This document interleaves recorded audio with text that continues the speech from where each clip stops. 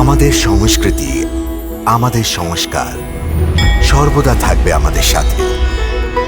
ভারতের মহান গ্রন্থ আর কাব্যের সম্পূর্ণ সংকলন। সাবস্ক্রাইব করুন তিলক। এই যজ্ঞ ওনার হাতেই সম্পন্ন হওয়া উচিত। তবে ওনাকে ডাকুন গুরুদেব, আর যজ্ঞের প্রস্তুতি নিন। না দেবী কৈকেয়ী, এর জন্য মহারাজেরই স্বয়ং তার কাছে গিয়ে প্রার্থনা জানানো উচিত। গুরুদেব, আমি আজই ওনার কাছে যেতে প্রস্তুত। আমি এক্ষুনি আর্য সমুদ্রকে ডেকে বলে দিচ্ছি যে ও যেন সেনাপতিকে ডেকে আদেশ দেয় মহারাজের। প্রজাদের সেবার ভার তোমার কাঁধে চাপিয়ে দিয়ে বিশ্রাম করতে চাই। প্রজাদের সেবা করার জন্য রাজ্যভার গ্রহণ করে সিংহাসনে বসা আবশ্যক নয় পিতাশ্রী। জনসেবা তো আমি আপনার ছত্রছায়া থেকেও করতে পারবো। ভগবান আপনাকে দীর্ঘায়ু প্রদান করুন, আর আমি আপনার ছত্রছায়া থেকে আপনার ও প্রজাদের সেবা করতে থাকি। পিতাশ্রী, আমাকে আপনার চরণ সেবা থেকে বঞ্চিত করবেন না।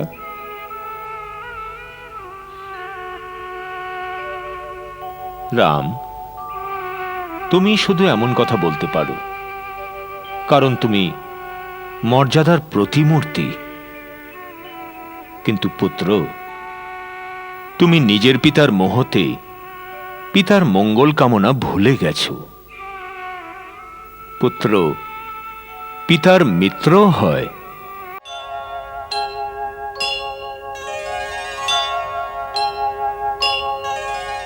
সত্যমেব জয়তে, সত্যমেব জয়তে। ভাস্করা পরমস্তুভ্যম প্রসীদ মম ভাস্করা। দিবাকর নমস্তুভ্যম প্রভাকর নমস্তুতে।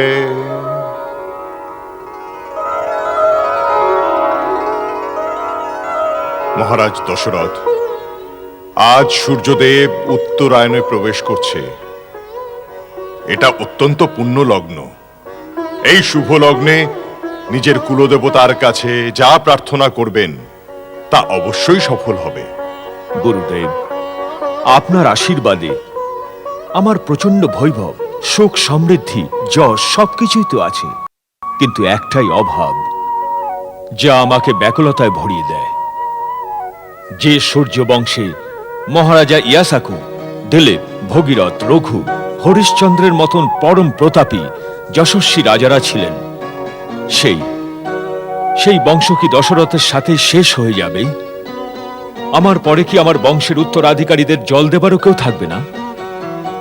মহর্ষি বশিষ্ঠ, কুলদেবতা সূর্যদেবের কাছে আমার একটাই নিবেদন, একটাই প্রার্থনা, সূর্য বংশের সূর্য যেন দশরথের সাথেই অস্তমিত না হয়ে যায়। আপনি তো জানেন গুরুদেব, কেউ যদি মা ডাকা না থাকে তবে কোনো স্ত্রী নিজেকে সম্পূর্ণ মনে করে না। একজন মায়ের কোল যতক্ষণ খালি থাকবে গুরুদেব, ততক্ষণ পৃথিবীর সব সুখ, বৈভব এই মহলের শূন্যতাকে কখনোই ভরিয়ে তুলতে পারে না। আপনি তো দূরদর্শী গুরুদেব, আমাদের মনের ব্যথা তো আপনি জানেনই।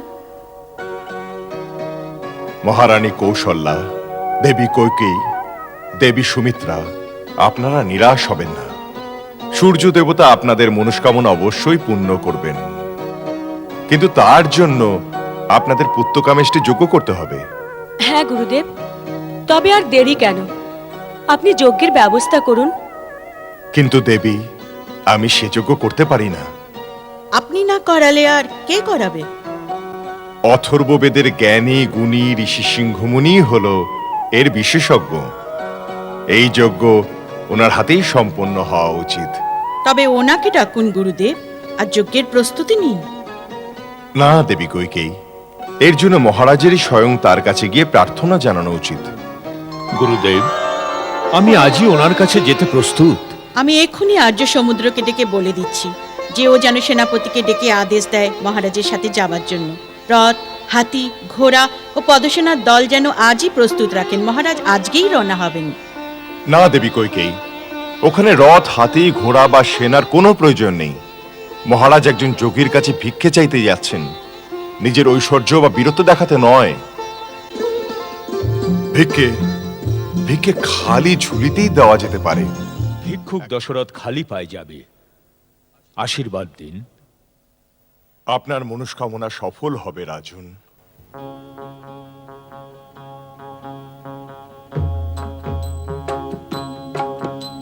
চলেছেন রাজা যোগীর কুটিরে, চলেছেন রাজা যোগীর কুটিরে।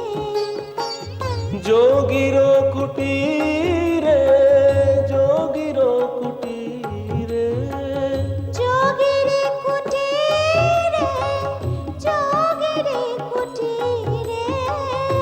যোগীর পায়ে সেজে পরে বারে বারে চলেছেন রাজা যোগীর কুটিরে।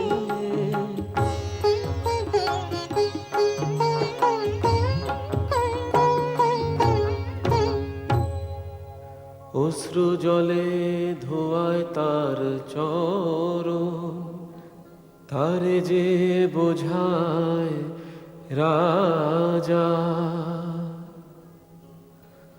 প্রসন্ন হয়ে সে তথাস্তু বলে, যজ্ঞ শুরু করে রাজা।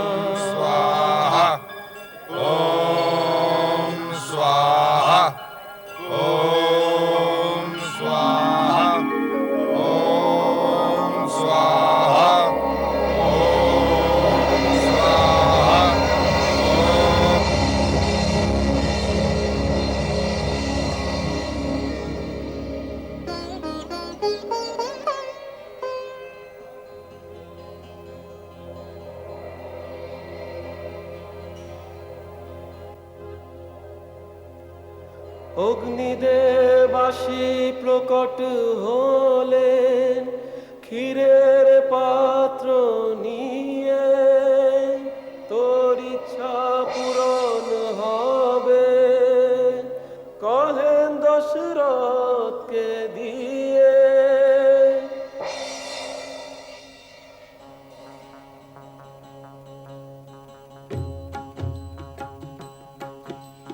পায়েসের পাত্রটি রাজা দিলেন কৌশল্যাকে, অপর ভাগটি প্রিয়তমা কইকেয়ী রানীর ভাগ্যে জুটল। দুজন রানী পায়েসেরই এক এক ভাগ নিলেন, রানী সুমিত্রাকে দুজনে এক এক ভাগ দিলেন।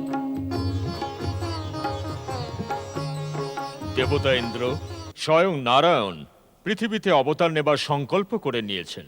এবার আপনি দেবতাদেরও আদেশ করুন, পৃথিবীতে গিয়ে বাঁদরের রূপে জন্ম নিয়ে প্রভুর সেবা করুক। নবমী তিথির মধুচন্দ্রিমায় প্রেম হলো, শুক্ল পক্ষে অভিজিৎ গর্ভে এলেন। মধ্য দিবসে অতিশয় শীত যে ছিল, বর্ষাকালে উনি পূর্ণ বিশ্রাম নিলেন।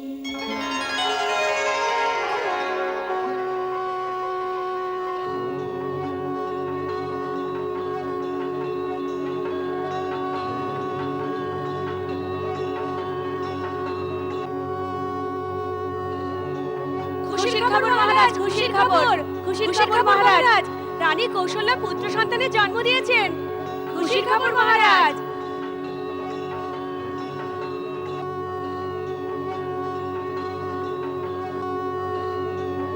খুশির খবর, খুশির খবর, রাজাধিরাজের জয় হোক।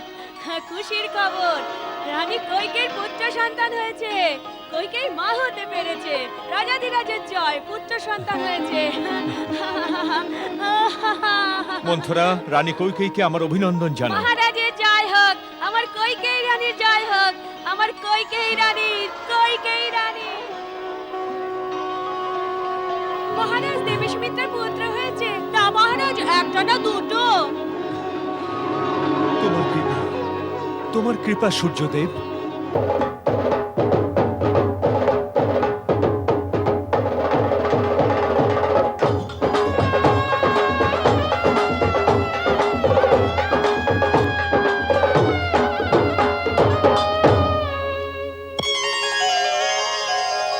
আরে অবধপুরীতে অবধপুরীতে ও বাজে রে বাদ্দি,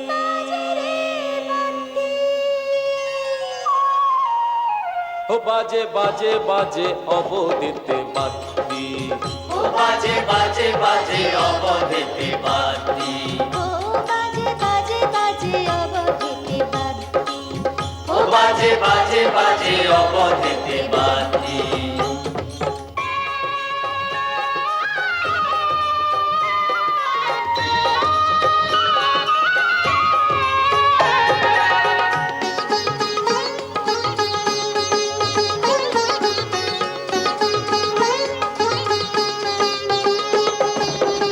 রাজা দশরথ খুশিতে মগ্ন, রাজা দশরথ খুশিতে মগ্ন, মগ্ন তিনজন রানী,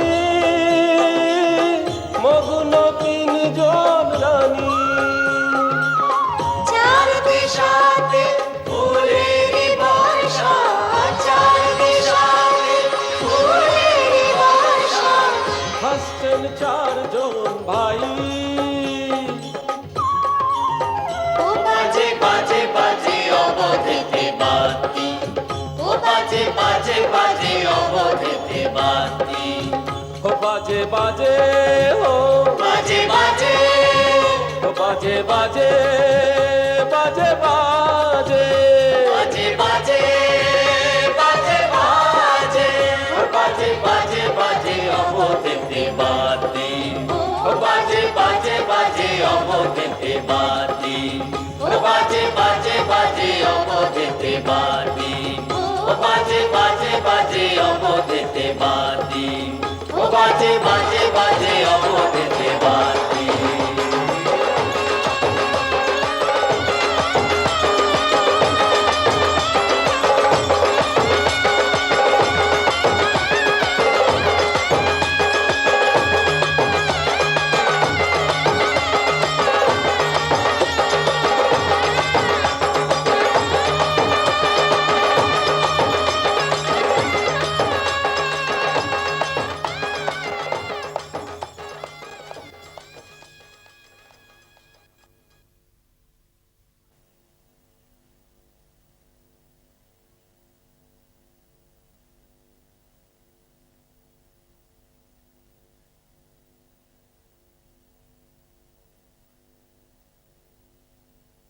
মহারাজ, এখন আমরা চারজন পুত্রের নাম রাখব।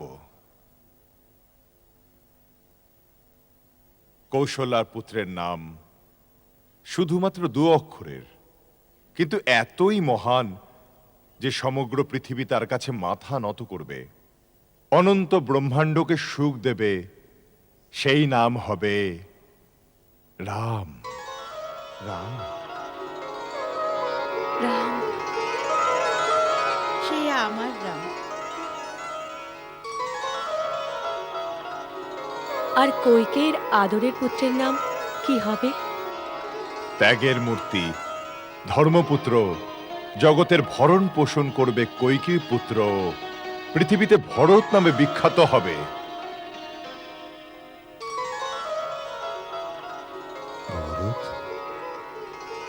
ভরত?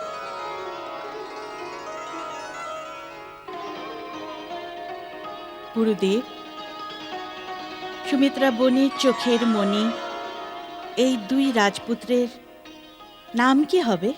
আমরা ওদের কি বলে ডাকবো? এ সমস্ত লক্ষণ নিয়েই জন্মেছে। এর নাম লক্ষণ। লক্ষণ? লক্ষণ? আর এ হলো ছোট পুত্র, ছোট হলেও কিন্তু এর নামে শত্রুরাও ভয় পেয়ে যাবে। সেই জন্য এর নাম শত্রুঘ্ন হবে। শত্রুঘ্ন। রাম, ভরত, লক্ষণ, শত্রুঘ্ন। গুরুদেব, 4 ভাইয়ের কুণ্ডলিতে গ্রহ নক্ষত্রের অবস্থান কেমন? এ কথাই জানতে চান অযোধ্যানাথ। 4 জন পুত্র মানে 4 জন বেদতত্ত্ব জন্ম নিয়েছে আপনার বংশে। কোনো দোষ, কোনো বাধা আর কোনো অমঙ্গল নেই আপনার 4টে সন্তানের মধ্যে। রঘুবংশের সমস্ত রাজাদের মধ্যে সব থেকে নামী এবং প্রতাপশালী হবে এই 4 রাজকুমার।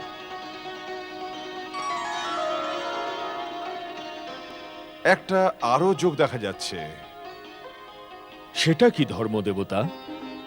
এমনিতে এদের 4 ভাইয়ের মধ্যে ভ্রাতৃত্ববোধ যুগে যুগে প্রসিদ্ধ হয়ে থাকবে, কিন্তু বিশেষ করে একদিকে রাম লক্ষ্মণের জুটি আর অন্যদিকে ভরত শত্রুঘ্নের জুটি এমন হবে যেন এক প্রাণ আর দুটো শরীর। ধন্য হোক আমার 2 পুত্র। আপনি মহারাজকে বলুন না কটা দিন আরো রেখে দিতে। না, ওদের এখানে রাখা সম্ভব নয়। এই সময়কে বিদ্যা শুরুর পক্ষে শুভ সময় বলে মনে করা হয়। গুরুদেবের আদেশ, ওই দিনই 4 কুমারের উপনয়ন সম্পন্ন হবে। আমাদের কি হবে? উপনয়ন সম্পূর্ণ হবে। হ্যাঁ, তোমাদের ন্যাড়া করা হবে, তারপর পৈতে ধারণ করে 4 ভাই ব্রহ্মচারী ব্রত নেবে, তারপর ব্রহ্মচারী হয়ে আমাদের থেকে ভিক্ষা চাইবে। আমাকে ভিক্ষা দেবে? হ্যাঁ। বেশি দিও বড় মা। লক্ষণ দাদা আমার ধনুক ভেঙে দিয়েছে, আমও কেড়ে নিয়েছে। আমি তোমাকে লক্ষণ দাদার দ্বিগুণ নাম দেব, কিন্তু গুরুগৃহে গিয়ে এভাবে নিজেদের মধ্যে ঝগড়া করবে না। গুরুগৃহ? সেখানে কেন যাব? শিক্ষা গ্রহণ করার জন্য। আর শোনো, গুরুগৃহের নিয়মকানুন ভীষণ কড়া। ওখানে রাজকুমার এবং সাধারণ মানুষের মধ্যে কোনো ভেদাভেদ থাকে না। সবারই একই পরিচয় থাকে, বিদ্যার্থী। ব্রহ্মচর্য ব্রত নেবার পর পালঙ্কে শোয়াও বারণ।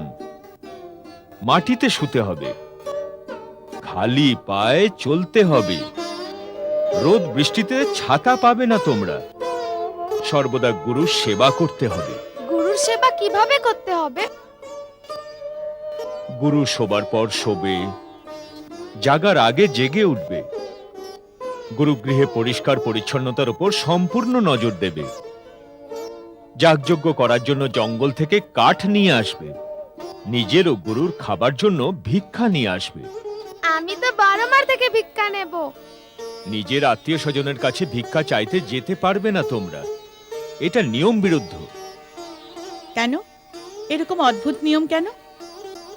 অনেক গুরুত্ব এই নিয়মের। ধনী পরিবারের শিশুরা বিনা পরিশ্রমে নিজের ঘর থেকে দামি জিনিস নিয়ে আসবে। ফলে গরিব বাচ্চাদের মনে হীনমন্যতা দেখা দেবে। ফলে সব বাচ্চাদের মধ্যে সমভাবাপন্নতা কিভাবে টিকে থাকবে?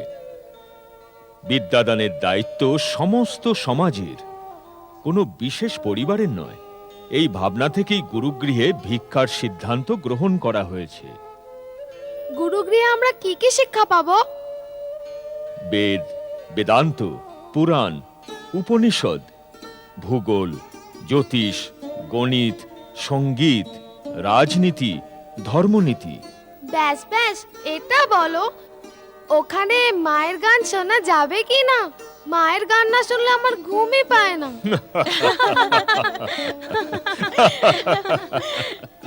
দেখো, কথা শোনো। গুরু বশিষ্ঠ এর জন্ম ঠিকুজি দেখে বলেছিলেন শত্রুরা কেঁপে উঠবে ওর নাম শুনে। আরো সারা জীবন মায়ের গানই শুনে যাবে। ভারী বীর পুরুষ হবি তো তুই। বীর পুরুষরা মায়ের গান শোনে না? কেন শুনবে না? কিন্তু ওখানে আমি তোমাকে গান শোনাবো।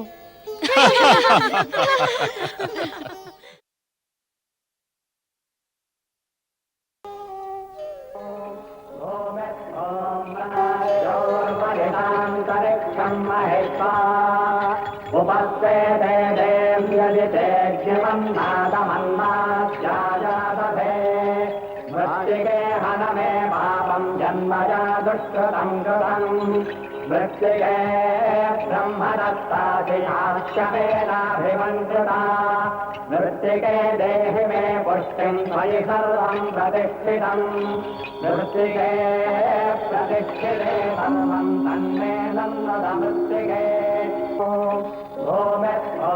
राज्योर्वरितान्तरिक्षं महित्वा उपस्थिते देव्यदितेज्यमन्नादमन्नास्याजादधे मृत्तिके हनमे पापं जन्मजा दुष्कृतं कृतं मृत्तिके ब्रह्मदत्ताधियाश्यमेनाभिमन्त्रिता मृत्तिके देहि मे पुष्टिं त्वयि सर्वं प्रतिष्ठितम् मृत्तिके प्रतिष्ठिते सर्वं तन्मे नन्दमृत्तिके ব্রহ্মচারী রাম, ভরত, লক্ষণ, শত্রুঘ্ন, তোমরা কার ব্রহ্মচারী?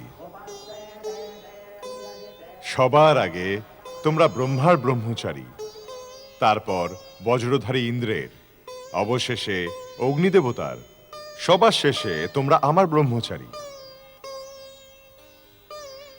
এবার আমি সূর্য দেবতার আদেশে তোমাদের শিষ্য হিসাবে স্বীকার করলাম। গুরু আর শিষ্যের মাঝে সর্বদা প্রেম ও বিশ্বাস বজায় থাকা উচিত। আমার যেগুলো ভালো গুণ তোমরা কেবল সেগুলোই গ্রহণ করো, আমার খারাপ গুণগুলোকে গ্রহণ করো না।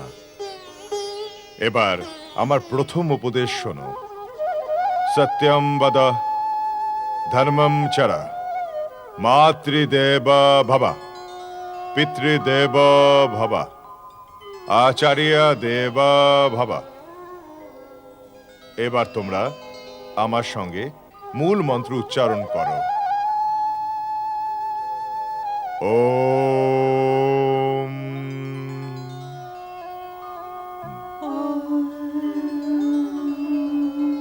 ওম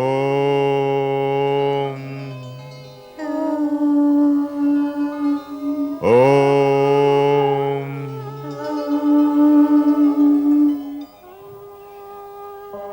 স্বাহা স্বাহা স্বাহা স্বাহা স্বাহা স্বাহা স্বাহা স্বাহা স্বাহা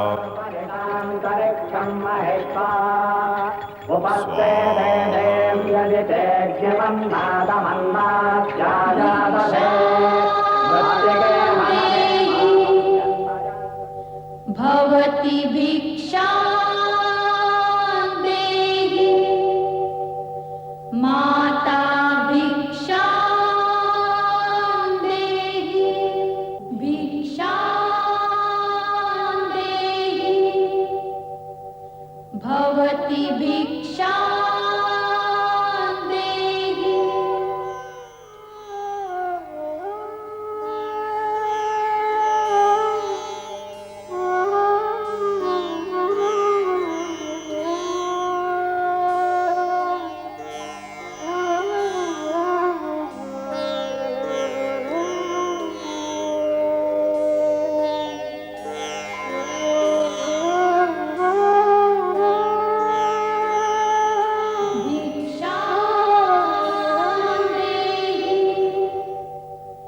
भवति भिक्षां देहि माता भिक्षां देहि भवति भिक्षां देहि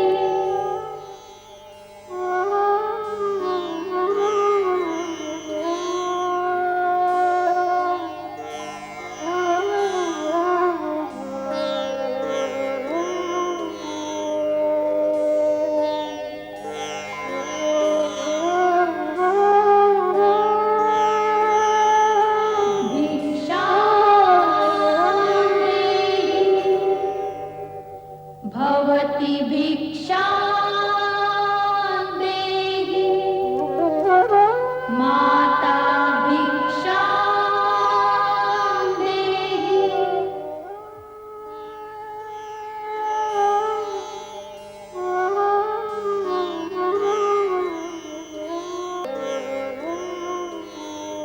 ভিক্ষার পর ব্রহ্মচারী কারো ঘরে বিশ্রাম নেয় না। বৎস, গুরুগৃহে ফিরে চলো। রথ, হাতি, ঘোড়া প্রস্তুত গুরুদেব। দেবী, ভিক্ষার ব্রত নেওয়ার পর ব্রহ্মচারীদের রথে চড়া নিষিদ্ধ। কল্যাণ হোক। চলো।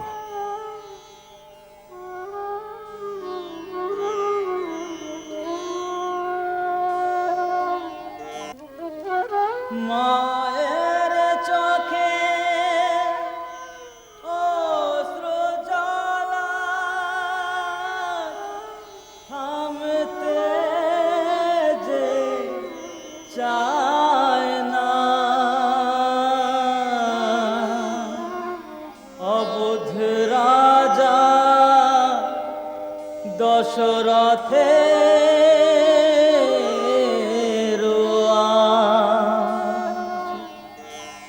বুকে চেপে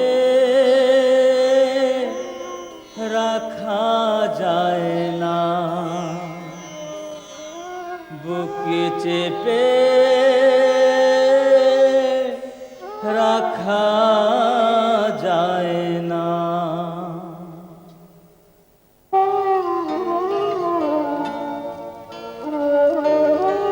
একটু কিছু খেয়ে নাও।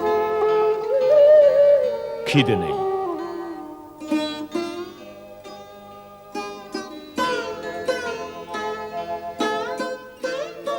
উনি মায়েদের কথা ভাবলেনই না, আমরা তো ওদের অপেক্ষা করছিলাম।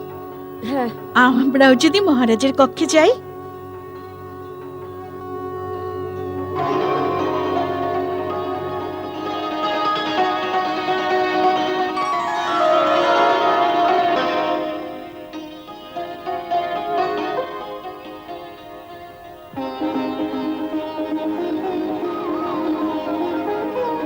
আমি আপনার পুত্র রাম, আমার ভাইদের সহিত নিজেকে নিজে আপনার সেবায় সমর্পিত করছি। আপনার আজ্ঞা পালন করা আজীবন আমার কর্তব্য হবে। ভগবান তোমাদের দীর্ঘায়ু প্রদান করুন, সদা সর্বদা সুখী রাখুন। গুরুদেব, আপনার কৃপায় আজ আমার 4 মনোবাঞ্ছাই পূর্ণ হয়েছে। অযোধ্যা নরেশ, আপনি 4টে অবোধ বালক আমায় সঁপেছিলেন। আজ তাদের পূর্ণ পুরুষ বানিয়ে বেদ, বেদান্ত, ধর্মশাস্ত্র, সমাজশাস্ত্র, অর্থশাস্ত্র, রাজনীতি সমস্ত বিদ্যায় পারদর্শী বানিয়ে আমি আপনার কাছে সঁপে দিলাম। ক্ষমা করবেন মহারাজ, আমরা আর প্রতীক্ষা করতে পারলাম না। আমি সত্যিই দোষী মহারানী। দেবী অরুন্ধতী আমায় বলেছিলেন যে কুমারদের প্রথমে মায়েদের কাছে নিয়ে যেতে, কিন্তু রাজকীয় শিষ্টাচারে আমি ভুলে গেছি। আমায় ক্ষমা করবেন। আপনাদের আমানত আপনাদের হাতে তুলে দিচ্ছি। এই বনবাসী এদের কঠোর পরিশ্রম করিয়েছে, এবার এদের নিজেদের আঁচলে শীতল ছায়ায় আশ্রয় দিন। রাম, মায়ের স্থান ঈশ্বর আর গুরুর থেকে অনেক উঁচুতে। যে ভক্তি ভরে মায়ের চরণের সেবা করে, দেবতাও তার পুজো করেন। যে চরণ বহু স্বর্গের আশ্রয়স্থল, সেই মাতৃচরণের বন্দনা করো রাম।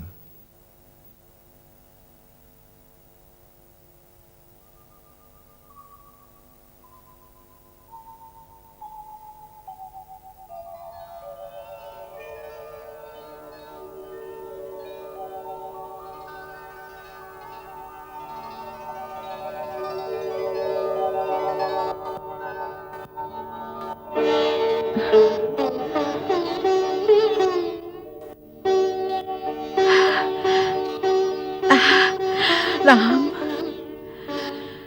আমার রাম,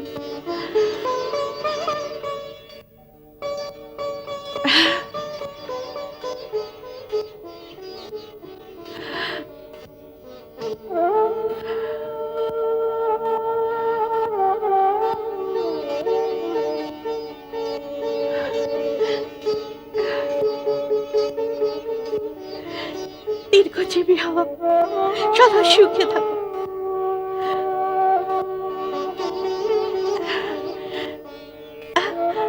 আমার রাম।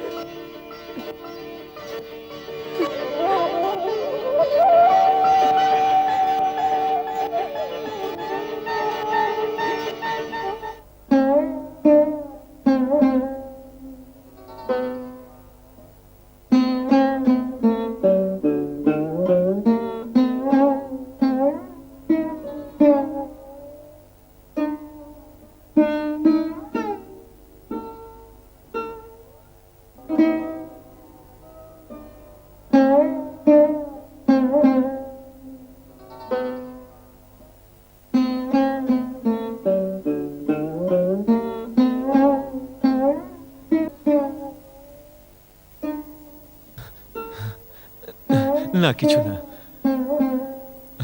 রামকে দেখতে এসেছিলাম। ওকে না দেখলে ঘুম আসে না। জাগিয়ে দেব? না না না, শুধু দেখতেই চাই। তাহলে চলুন, বিশ্রাম করবেন।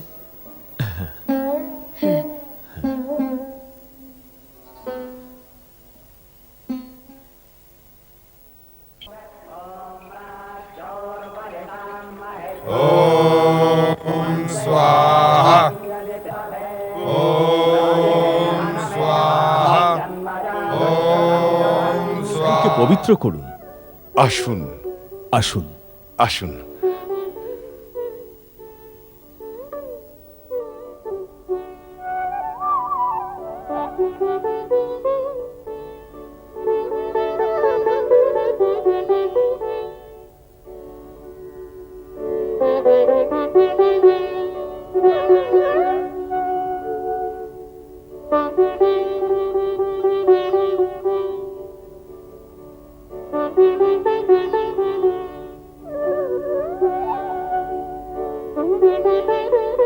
সূর্যবংশীয় রাজা দশরথ, আপনার সাম্রাজ্যের সবকিছু কুশল মঙ্গল আছে তো? যেখানে আপনার মতো পূর্ণ বিভূতির চরণ কমল স্পর্শ করে, সেখানে সবকিছু মঙ্গলময় হয়ে যায়। আপনার আগমনে আমার প্রাসাদ তীর্থস্থান হয়ে গেছে, আমার জীবন ধন্য হয়ে গেছে। অযোধ্যানাথ, আপনার শিষ্টতা, আপনার বিনম্রতা দেখে আমি প্রসন্ন হয়েছি। আমার বিশ্বাস হয়ে গেছে আপনার রাজ্যে ঋষি মুনিদের ধর্ম ও সৎকর্ম নির্বিঘ্নে পূর্ণ হচ্ছে। ধর্ম সৎকর্মের সেবায় সর্বস্ব সমর্পণ করার জন্য রঘুকুলের ছোটরাও প্রতিশ্রুতিবদ্ধ। আদেশ করুন মুনিবর, কি অভিপ্রায় আপনি এখানে উপস্থিত হয়েছেন? আপনি যা আদেশ দেবেন দশরথ প্রাণ দিয়ে তা পূরণ করবে। ধন্য আপনি রঘুকুল শিরোমণি। এই পৃথিবীতে অন্য কারো মুখ থেকে এরকম উদার বচন শোনা যাবে না, হবে না কেন? আপনি বশিষ্ঠর মতো উদার ঋষির ব্রহ্মজ্ঞান পেয়েছেন। রাজন, আমার মনে আশা আছে। আমি যে কাজের জন্য এসেছি তা পূরণ করুন। আপনার আদেশ মাথা পেতে নিলাম। রাজন, তপবনে ওষুধের উৎপাদ দিন দিন বেড়ে চলেছে। আমাদের যজ্ঞ, আমাদের আধ্যাত্মিক সাধনা, জ্ঞান বিজ্ঞানের প্রয়োগ পূর্ণ করা যাচ্ছে না। আর্য ভূমিতে এরকম দুষ্কর্ম আর দুঃসাহস করার আছেই বাকি। লঙ্কাপতি রাবণের গুপ্তচর সুবাহু, তারকার পুত্র মারিচ নিজেদের মায়াবী শক্তি দিয়ে আমাদের কোনো কাজ, কোনো শুভ অনুষ্ঠান পূর্ণ করতে দিচ্ছে না তারা। আর নিজের মায়াবী শক্তি দিয়ে জনকল্যাণের কাজও বিঘ্ন ঘটাচ্ছে। ঋষিরাজ, তপস্বী ঋষিমুনিদের সহায়তা করা আমার ধর্ম। অযোধ্যার সমস্ত সৈন্য আপনার সাহায্যে মোতায়েন করা হবে। না অযোধ্যাপতি, সেনার সাহায্যে সুরক্ষা মজবুত করলে অসুর শক্তিও আর্যাবর্তের সীমাতেই সেনা মোতায়েন করবে। আর এসবের জন্য এটা উপযুক্ত সময় নয়। তাহলে আমি কিভাবে আপনাকে সাহায্য করতে পারি? আমি আপনার থেকে আপনার রামকে চাইতে এসেছি। আমাকে শুধু রাম দিয়ে দিন, আমার রক্ষার ব্যবস্থা হয়ে যাবে। রাম? না না, এমন একটা ছোট্ট বালক আপনার কার্য কিভাবে সিদ্ধ করবে? আপনি আপনি আমায় আদেশ দিন। আমার পরাক্রমী সেনাদের সঙ্গে আমি স্বয়ং সবার আগে দাঁড়িয়ে আপনার যজ্ঞ রক্ষা করব। যতক্ষণ শরীরে প্রাণ থাকবে ততক্ষণ আপনার অনুষ্ঠানে আঁচ আসতে দেব না। রাম তো এখন বালক, যুদ্ধের কলাকৌশল কিছুই জানে না, শত্রুর রণনীতি, অসুরদের ছলাকলা কিছুই জানে না। আমি আমার রামকে আপনার সঙ্গে কিভাবে পাঠাই? এ হতে পারে না। থামুন রাজন। ধর্ম আর আদর্শ নিয়ে বড় বড় কথা বলা এক ব্যাপার, আর তা পালন করা অন্য ব্যাপার। আপনার পূর্বপুরুষরা নিজেদের কথা রাখার জন্য কি কি না করেছেন। মহারাজা শিব একটা পায়রার জন্য নিজের শরীরকে টুকরো টুকরো করে দিয়েছিলেন। মহারাজা হরিশ্চন্দ্র নিজের কথা রাখার জন্য নিজের পত্নী ও নিজের পুত্রকে বেঁচে দিয়েছিলেন। আর রাজন, আপনি নিজের পূর্বপুরুষদের নামের অপমান করছেন। আমার ইচ্ছা পূর্ণ করার প্রতিজ্ঞা করেছিলেন, তাকে ভঙ্গ করছেন। ঠিক আছে রাজন, আমি যেভাবে এসেছিলাম সেভাবেই চলে যাচ্ছি। ক্রোধিত হবেন না মুনিবর, আপনি আমার পূজ্য দেবতার সমান, আমাকে অনুগ্রহ করুন। রাবণের সামনে দেব, দানব, গন্ধর্ব, কিন্নর, নাগরাও দাঁড়াতে পারে না। আর বেচারা রাম ওই রাবণের সঙ্গে একা কিভাবে পেরে উঠবে? আমার পুত্রকে দয়া করুন, আমার পুত্রকে দয়া করুন। মহর্ষি বশিষ্ঠ, মহারাজা দশরথের নজর এখনো রামের দিব্য তেজকে প্রত্যক্ষ করেনি, কিন্তু আপনি তো জানেন। আপনি ওকে বোঝান। ব্রহ্মর্ষি বিশ্বামিত্র ঠিকই বলেছেন রাজন। রাম যুগ ও ইতিহাসের ধারাকে পাল্টাতে এসেছেন। ও স্বয়ং মঙ্গল ভবন, অমঙ্গল হরি। সময় ও কাল চলে যাবে, যুগ পাল্টে যাবে, বশিষ্ঠ ও বিশ্বামিত্র পুস্তকের পাতায় অক্ষর হয়ে যাবে, কিন্তু রামের নাম ধর্ম ও সংস্কৃতির পরিচয় হয়ে অমর, অবিনশ্বর হয়ে থাকবে। কিন্তু গুরুদেব। না রাজন, আপনি জানেন না, বিশ্বামিত্র তো আপনার পুত্রের কল্যাণের জন্যই তাকে নিতে এসেছেন। অন্যথা মহর্ষি বিশ্বামিত্র স্বয়ং সুবাহু, মারিচ ও অন্যান্য অসুরদের নাশ করতে সমর্থ, কিন্তু উনি সমস্ত গৌরব রামকে দিতে চান। রাজন, সংকোচ করবেন না, রামকে ওনার চরণে সমর্পিত করুন, এতেই সবার কল্যাণ হবে। এ সম্ভব, এতেই সবার কল্যাণ হোক। আপনাদের গুরুজনদের আদেশ মাথা পেতে নিলাম। সুমন্ত্র, মহারাজ। রামকে পাঠানোর বন্দোবস্ত করো। যথাজ্ঞা।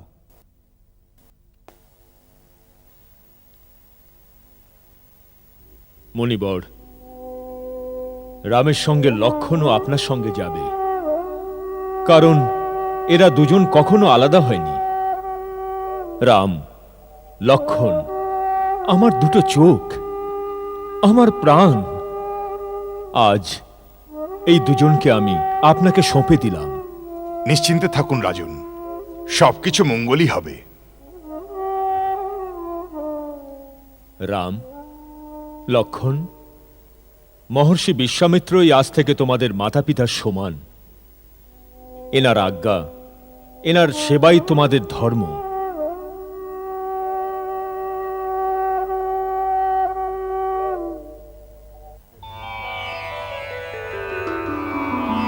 পুরুষ সিংহ তুই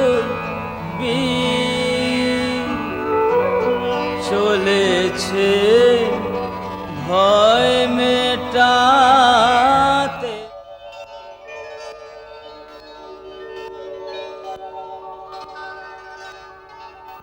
আমি মিথিলার রাজা জনকের দূত দেবব্রত, অযোধ্যার মহারাজা দশরথ ও পূজ্যবর মহর্ষি বশিষ্ঠের চরণে সাদর প্রণাম জানাই। অযোধ্যায় আপনাকে স্বাগত শ্রীমান দেবব্রত। ধন্যবাদ। আমি মহারাজের সেবায় মিথিলা থেকে শুভ সংবাদ এনেছি। আপনার সংবাদ কুমার ভরত আমাকে জানিয়ে দিয়েছেন। এবার আপনার কি আদেশ প্রভু? আমাদের মহারাজ পূজ্যবর বিশ্বামিত্রের আদেশে আপনাকে নিবেদন করেছেন যে আপনি আপনার উপাধ্যায়, কুলপুরোহিত, বন্ধু বান্ধবদের সঙ্গে বরযাত্রী সহ মিথিলা নগরীতে উপস্থিত হয়ে ধন্য করুন। এ ব্যাপারে গুরুদেব নিজ মতামত জানাবেন, সেই অনুযায়ী ব্যবস্থা নেওয়া হবে। আর্য দেবব্রত, অযোধ্যাপতির পক্ষ থেকে মহারাজা জনককে নিবেদন করুন যে আমরা ওনার নিমন্ত্রণ স্বীকার করলাম। আমরা শীঘ্রই শুভ মুহূর্তে বরযাত্রী সহ জনকপুরী পৌঁছব। আর আমার তরফ থেকে মিথিলা নগরীকে জানান, মিথিলা ও অযোধ্যার এই সম্বন্ধ বড়ই শুভ।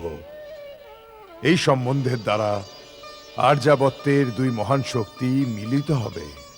পূজ্যপর মহামুনি, আমি আপনাকে মহারাজা জনকের হয়ে এই আশীর্বাদের জন্যে অশেষ ধন্যবাদ জানাচ্ছি।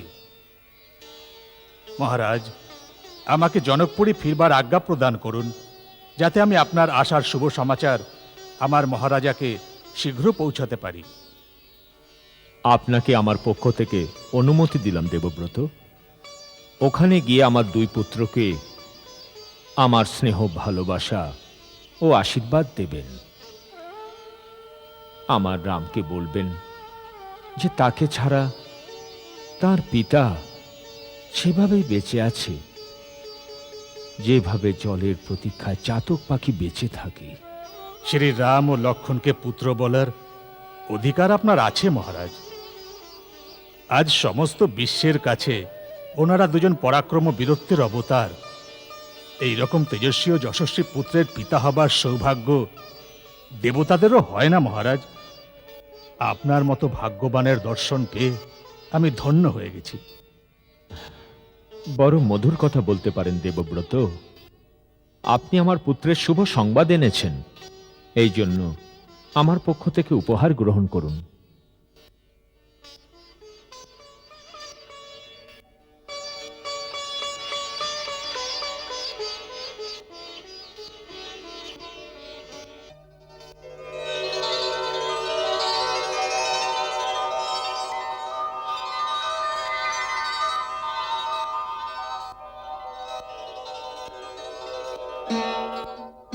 আপনার মতো কীর্তিমান মহারাজের উপহার পাওয়া আমার জীবনের পরম সৌভাগ্য।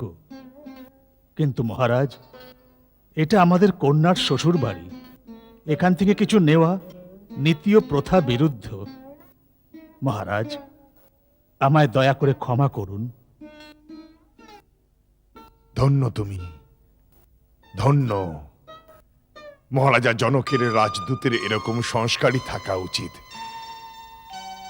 রাজন, আর্য দেবব্রতর প্রতিক্রিয়া সম্যক।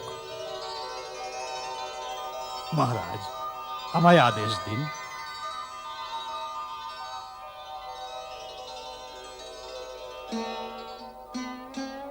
এবার গুরুদেব আজ্ঞা করুন, সেই অনুসারে সকল কাজ স্থির করা হবে। রাজন, শুভ সময় উপস্থিত। রামের বরযাত্রী রওনার জন্য পরশু সূর্যোদয়ের 3 ঘন্টা পরে মধ্যাহ্ন শুরু হতেই শুভ মুহূর্ত উপস্থিত হবে। গৌরী গণেশ দর্শন করে রওনা দিন। কুমার ভরত, বৎস রিপুদমন, গুরুদেব বশিষ্ঠ ও আমার পক্ষ থেকে শ্রদ্ধেয় শ্রী বামদেব জাওলি, শ্রী কাশ্যপ, অন্যান্য মহাত্মাদের সবিনয় নিমন্ত্রণ করো। সমস্ত মন্ত্রীগণ ও রাজ্যের সমস্ত নগরে নিমন্ত্রণ প্রদান করে সবাইকে আমার নিমন্ত্রণ শুনিয়ে দাও। নগরের সবাইকে রামের বরযাত্রী হবার জন্য আহ্বান জানাও। আর সেনাপতিকে চতুরঙ্গে সেনা প্রস্তুত করতে বলে দেওয়া হোক। যথাজ্ঞা পিতা। সময় কম, অনেক কাজ বাকি। যথাসম্ভব তৎপরতার সঙ্গে কাজ করতে হবে কুমার ভরত। আপনি নিশ্চিন্ত থাকুন গুরুদেব।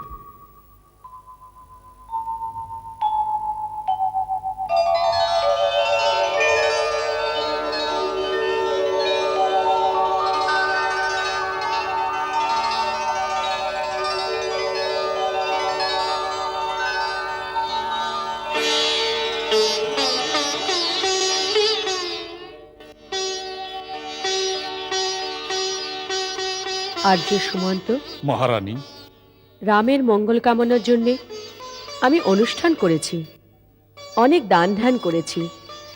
এছাড়াও ব্রাহ্মণদের 100 গরু ভাণ্ডার ঘর থেকে অন্নবস্ত্র প্রজাদের মধ্যে বিলিয়ে দাও। যথাজ্ঞা মহারানী। এই সুযোগে মহারাজও রাজকোষের দরজা খুলে দিয়েছে। উনি উচিত কাজই করেছেন। আর্য সুমন্ত, রামের বরযাত্রী যাবার আগে ব্রাহ্মণ আর প্রজাদের এত দান করো যাতে ওনাদের চাইবার কিছু না থাকে। যে রাজার রাজত্বে প্রজাদের মধ্যে একজনও দুঃখী থেকে যায়, তার কোনো রকম উৎসব করার অধিকার থাকে না। আমাদের মহারাজ তো সদা সর্বদাই পূজাবৎসর মহারানী। আর্য সুমন্ত, মিথিলায় পৌঁছে সবার আগে সীতার মাতাকে আমার শুভেচ্ছা জানিয়ে দেবেন। ওনাকে বলবেন রামকে পুত্র সমান মনে করতে, আর সীতার জন্য যেন কোনো রকম দুশ্চিন্তা না করে। সীতা অযোধ্যায় বউ হয়ে নয়, মেয়ে হয়ে আসবে। কৌশল্যা মাতার আঁচলে সন্তানের মতো ভালোবাসা পাবে। যাও সুমন্ত, যাও।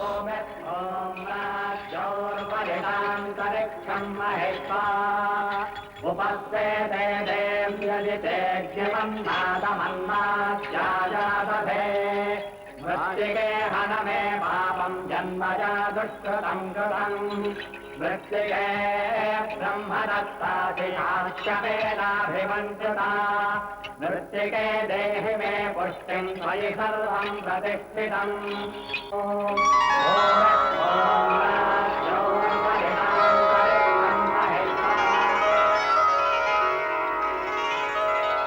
মগধ নরেশ, মিথিলা আপনাকে স্বাগত জানাচ্ছে। আমি বড়ই ভাগ্যবান যে আপনার চরণ স্পর্শে মিথিলা ধন্য হয়ে গেছে। মিথিলেশ্বর, আপনি আদেশ করেছেন আর আমি আপনার প্রেমের বন্ধনে বেঁধে এখানে চলে এলাম। এত সৌভাগ্য, এত প্রতিষ্ঠা আমার ভাগ্যে জুটবে এ তো আমি স্বপ্নেও ভাবতে পারিনি। রঘুকুলের সঙ্গে সম্বন্ধ হওয়াতে আমার বংশমর্যাদা বেড়ে গেছে। এ কেমন কথা বলছেন বিধিরাজ? এ সংসারে কার সঙ্গে কার সম্বন্ধ হবে তার নির্ণয় কেবল বিধাতার হাতেই থাকে।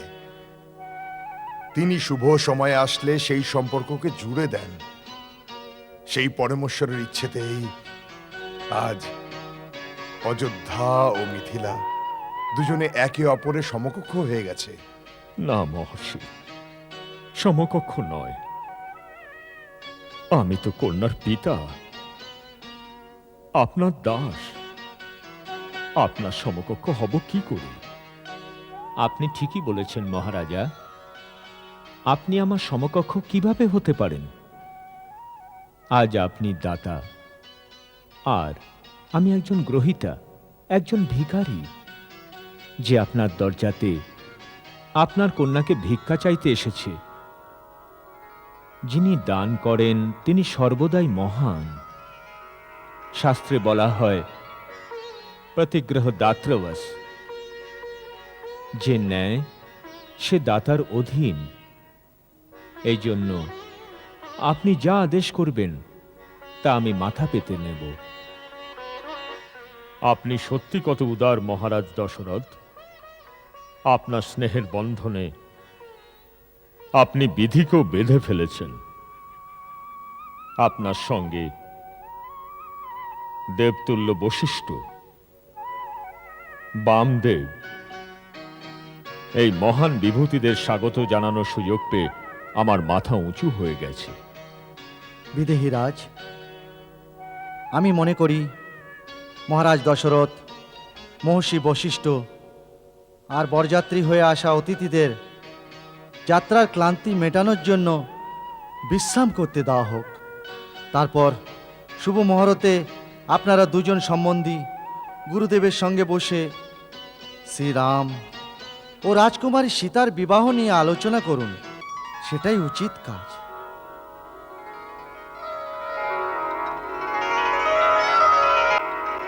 দাদা দাদা, বাবা এসেছেন, ভরত দাদা ও শত্রুঘ্ন এসেছেন। সবাই বিশ্রাম কক্ষে রয়েছেন। বাবার সঙ্গে দেখা করে আসি? না লক্ষণ, আমরা এই সময় গুরু বিশ্বামিত্রের আজ্ঞাধীন। ওনার আজ্ঞা বিনা যেতে পারি না। যখন উনি নিজে ডাকবেন তখন যাব। ধন্য তুমি রাম। তোমার সংযম, শিষ্টাচার ও আদর্শের আমি নিজে তোমাকে মহারাজ দশরথের কাছে নিয়ে যেতে এসেছি। চলো যাওয়া যাক।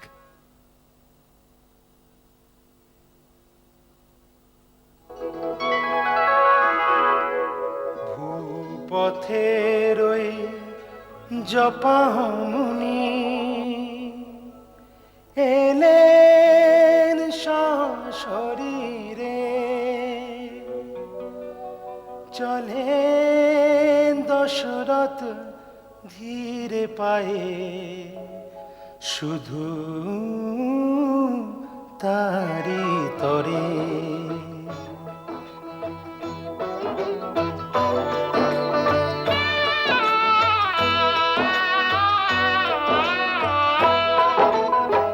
মুনিরি দণ্ডবতে এই যে মহিমা ধরে, ঠিক যেন একে পদরজ ধরে সীমা ধারে।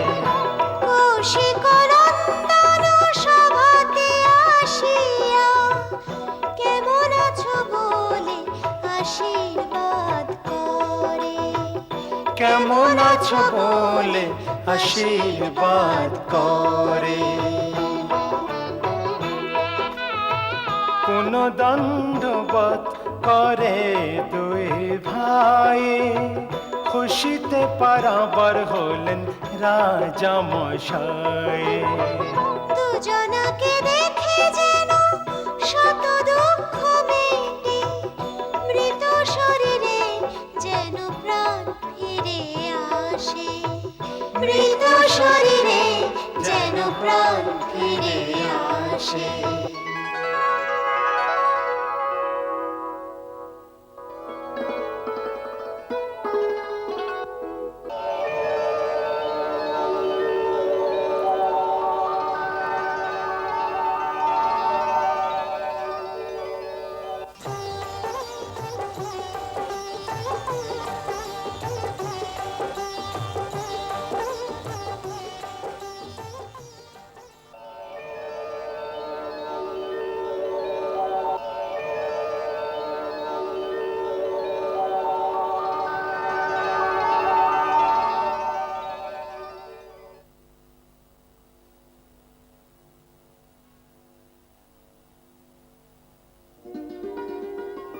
রাম, আজ্ঞে। রাম, তোমার অযোধ্যাকে কি মনে পড়তো? হ্যাঁ। ছোট ভাই, মায়েদের তো নিশ্চয়ই মনে পড়তো। তা তো সবাইকে মনে পড়ত, কিন্তু যে কাজের জন্যে আপনি আমায় পাঠিয়েছিলেন তাতে যেন একটু ত্রুটি না থেকে যায়, সেদিকে লক্ষ্য রাখতে গিয়ে সদাই এই কথাই মনে হতো যে আপনারা আমাদের সঙ্গেই রয়েছেন আর আমাদের পথ প্রদর্শন করাচ্ছেন। এত কম বয়সে তুমি যে আদর্শ, যে সংস্কার অর্জন করেছ, তা আমি বৃদ্ধ বয়স অবধি করতে পারিনি। এ আপনি কি বলছেন পিতাশ্রী? আমার প্রেরণার উৎস তো আপনি। আপনাকে অনুসরণ করেই কাজ করবার ক্ষমতা অর্জন করেছি আমি। আপনি তো দেবলোকে গিয়েও নিজের কীর্তিকে স্থাপন করে এসেছেন। আমি যা কিছু করেছি তা হলো আমার কীর্তির আকাঙ্ক্ষা, আমার প্রভাব, আমার প্রতিপত্তি বাড়িয়ে তোলার জন্য। কিন্তু তুমি যা কিছু করেছ, পিতার আজ্ঞা, গুরুজনেদের সেবা, প্রজাপালন, বিশ্বের মণিজনের, তপস্বীদের সুরক্ষার জন্য করেছ। এখানেই তোমার মহানতা। তোমার মতো আদর্শ পুত্রকে পেয়ে শুধু তোমার মাতা পিতাই নয়, সমস্ত রঘুবংশের মানুষের মস্তক গর্বে উঁচু হয়ে গেছে। নিজের প্রশংসা শুনে লজ্জা পাচ্ছ তুমি রাম? সকল পিতা স্নেহবশত নিজের ছেলে প্রশংসা করে থাকেন, আর আপনিও তাই করছেন। তা না হলে আমি তো শুধু তাই করেছি যা আপনার নির্দেশ ছিল। সকল পুত্রের ধর্ম পিতা নিজের মুখে না বললেও, তাও যদি পিতার মনে কোনো ইচ্ছে থাকে তবে তা প্রাণ দিয়েও পূরণ করে। এই কর্তব্যের প্রেরণা থেকেই আমি এই সকল কার্য করেছি। সকল আর্যাবর্তের সুরবীর শরীরের সমস্ত শক্তি দিয়েও যে শিব ধনুককে নড়াতে পারেনি, তা ভাঙতে কার প্রেরণা ছিল রাম?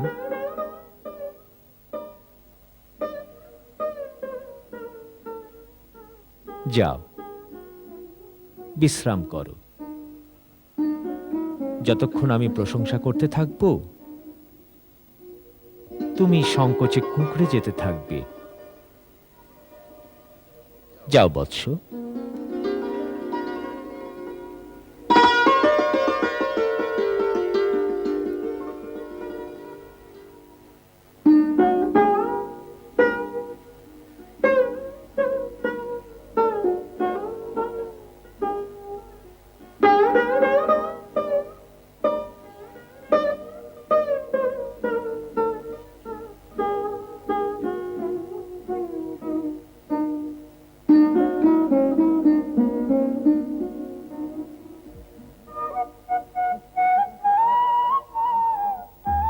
ভরত দাদা, ফুলবাগান থেকে ফেরার পর রামদাদার যে অবস্থা আমি দেখলাম।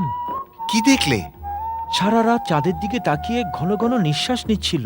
আচ্ছা, হ্যাঁ, যখন দাদাকে আমি এমন বিচলিত দেখলাম, জিজ্ঞেস করাতে বলতে লাগলেন, লক্ষণ, মনে হচ্ছে কেউ আমার মনে শান্ত সরোবরে পাথর ছুঁড়ে দিয়েছে, যাতে প্রেমের ঢেউ তোলপাড় শুরু করেছে।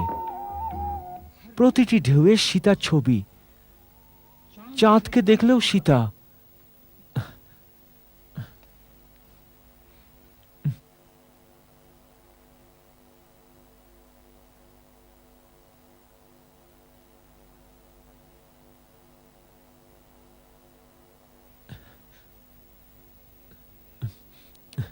রামদাদা, আমি ভরতদাদাকে বলছিলাম যে বৌদিকে প্রথম দেখলাম কিভাবে। দাদা, গুরু আশ্রমে তো প্রেম শাস্ত্র পড়ানো হয় না, তাহলে তুমি এ প্রেমের শিক্ষা পেলে কিভাবে? প্রকৃতি থেকে শত্রুঘ্ন, যা মাকে বালকের সঙ্গে, ভাইয়ের সঙ্গে ভাইয়ের, আর সাগরের ঢেউকে জ্যোৎস্নার সঙ্গে প্রেম করতে শিখিয়েছে। সংসারে পিতা পুত্র অথবা ভাইয়ের সম্পর্ক যেমন মানুষ তৈরি করতে পারে না, তা আগে থেকেই তৈরি হয়ে থাকে, সেই রকমই জীবনে কে তোমার পত্নী হবে এবং কবে কোথায় তার সঙ্গে দেখা হবে, তাও বিধাতা আগে থেকেই ঠিক করে রাখেন। এজন্যেই মানুষের উচিত তার সঙ্গে দেখা হলেই নিজের সম্পূর্ণ বিশ্বাস, সম্পূর্ণ প্রেম তাকে সঁপে দেওয়া, যাতে করে তার জীবনের অন্য কোনো দিকে মন না যায়। পূজ্য মহর্ষি বশিষ্ঠ, ব্রহ্মর্ষি বিশ্বামিত্র, মহারাজা দশরথ, এই সভায় আমি আপনাদের স্বাগত জানাচ্ছি। এখন আমাদের কুলগুরু মান্যবর সদানন্দ মহাশয় এই সভায় উপস্থিত গুরুজনদের সামনে বিবাহের প্রস্তাব রাখবেন। মহারাজা জনকের প্রতিজ্ঞা অনুসারে শিবধনু ভঙ্গ হলেই রাজকুমারী সীতার শ্রীরামের সঙ্গে বিবাহ হয়ে গেছে মেনে নিতে হবে, যার থেকে আর্যবর্তের দুই মহান বংশের সম্পর্ক স্থাপন হয়ে গেছে। তবুও ধর্ম ও লোকাচারের রীতি অনুযায়ী মহারাজ জনক আপনার সবার উপস্থিতিতে নিজ কন্যা সীতার বিধিপূর্বক ও ধর্মপূর্বক কন্যাদান করতে চান। এর জন্য মহারাজ জনক আপনাদের অনুমতি চাইছেন। এই কথা আপনার পুত্র শ্রীরামও বলেছেন যে বাবার অনুমতি পেলেই সীতার পানি গ্রহণ করব। আপনি যদি ওকে অনুমতি প্রদান করেন তবেই বিবাহ সম্পন্ন হতে পারে। পূজ্যবর সদানন্দ মহাশয়, আপনার কথা আমি কৃতার্থ হয়েছি। যে প্রস্তাব আপনি পেশ করেছেন তা আমার জন্য গৌরবের কথা। এই শিষ্টতার জন্য আমি মহারাজ জনককেও অভিনন্দন জানাচ্ছি। আমি পুত্র রামের জন্য গর্ববোধ করছি। কিন্তু মহারাজ জনক তো জানেন যে ইক্ষ্বায়ু বংশের দেবতা মহর্ষি বশিষ্ঠ। আমি গুরুদেবের কাছে প্রার্থনা করছি, আমাকে পথ প্রদর্শন করুন। মহারাজ জনক, বিবাহ ব্যক্তিগত কাজ নয়, এটা একটা সামাজিক সংস্কার। কেবল একজন স্ত্রী ও এক পুরুষের বন্ধনকেই বিবাহ বলে না, কারণ এই দুই ব্যক্তির সঙ্গে তাদের সমাজ, তাদের বংশ, তাদের ধর্ম জড়িয়ে থাকে। বিবাহের অর্থ হল দুই বংশের, তাদের আচার বিচারের, তাদের সংস্কৃতির সঙ্গম। তাই আপনার কাছ থেকে আপনার কন্যার অধিকার চাইবার আগে আমাদের জন্য আবশ্যক যে আমাদের মহারাজ দশরথের বংশ পরম্পরার পরিচয় দেওয়া আর আপনাকে বিশ্বাস দেওয়া কি রাজকুমার রাম আপনার কন্যা সীতার যোগ্য স্বামী। মহারাজ দিলীপের সুপুত্র ভগীরথ দেবলোক থেকে গঙ্গাকে পৃথিবীতে নিয়ে এসে এই আর্যভূমিকে যে মর্যাদা দিয়েছেন তা যুগ যুগ ধরে ওনাকে অমর করে রেখেছে। তারপর সেই বংশে রঘু জন্মায়, যার নামে একে রঘুবংশ বলা হয়। তারপর ভক্ত শিরোমণি অমরিশ, আর তার পৌত্র মহারাজ অজাহু। মহারাজ অজাহুর সুপুত্র হলেন মহারাজ দশরথ। এরকম যশস্বী বংশের গর্ব আর্যকুমার রাম ও লক্ষ্মণের জন্য আমি আপনার দুই কন্যা সীতা ও উর্মিলাকে বরণ করছি। মুনিবর, আপনার উদার বচনে আমি ধন্য হয়ে গেছি। আমি অতি বিনয়ের সঙ্গে আমার সীতাকে শ্রীরামের জন্য আর আমার ছোট মেয়ে উর্মিলাকে আর্যকুমার শ্রী লক্ষ্মণের জন্য রঘুকুলের কুলবধূ রূপে সমর্পণ করলাম। মহারাজ দশরথ, বিধরাজ জনক, এই আনন্দ মঙ্গলময় প্রকরণের পূর্ণ প্রেক্ষাপট এখনো হয়নি। যদি মহারিষি বশিষ্ঠ সম্মতি দেন তবে আমিও আমার মনের কথা প্রকাশ করতে পারি। আজ্ঞা হোক ব্রহ্মর্ষি। রাম ও লক্ষ্মণ প্রণয় সূত্রে আবদ্ধ হয়ে অযোধ্যা যাবে, আর ভরত রিপুদমন করে কুমার থেকে যাবে। এটা উচিত নয়। মহারাজ জনকের কনিষ্ঠ ভ্রাতা শঙ্কাশ নরেশ কুশধ্বজের দুটি কন্যা আছে, মান্ডবী ও সুতকীর্তি। আমি ওই দুই কন্যার সাথে কুমার ভরত ও শত্রুঘ্নের বিবাহের প্রস্তাব রাখছি। এই প্রস্তাবের অনুমোদন আমি কি ভাষায় করব? মুনিরাজ, আপনার এই প্রস্তাবে সমস্ত বিদেহ ধন্য হয়ে গেছে। কুশধ্বজ, তোমার কন্যা মান্ডবীকে কুমার ভরতের জন্য, আর তোমার ছোট কন্যা সুতকীর্তিকে কুমার শত্রুঘ্নের জন্য কন্যাদান অবশ্যই করো। তাহলেই শুভ কাজে বিলম্ব কেন? সদানন্দ মহাশয়, 4 রাজকুমার একই দিনে বিবাহ করুক, আর 4 রাজকুমারের সম্প্রদানও একই দিনে হোক, এমন শুভলগ্ন দেখে দিন।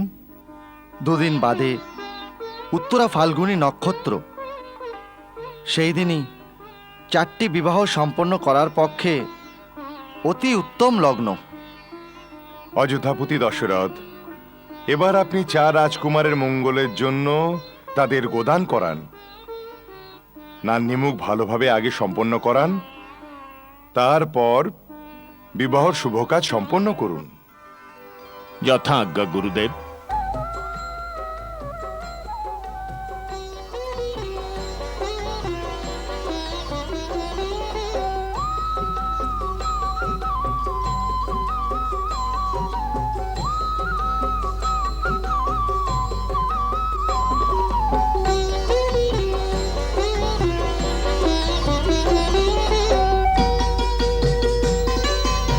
আমি আপনার পুত্র রাম শ্রীচরণে প্রণাম জানাচ্ছি। আমি আপনার আদেশ পেয়ে আপনার সেবায় উপস্থিত হয়েছি। আজ্ঞা করুন।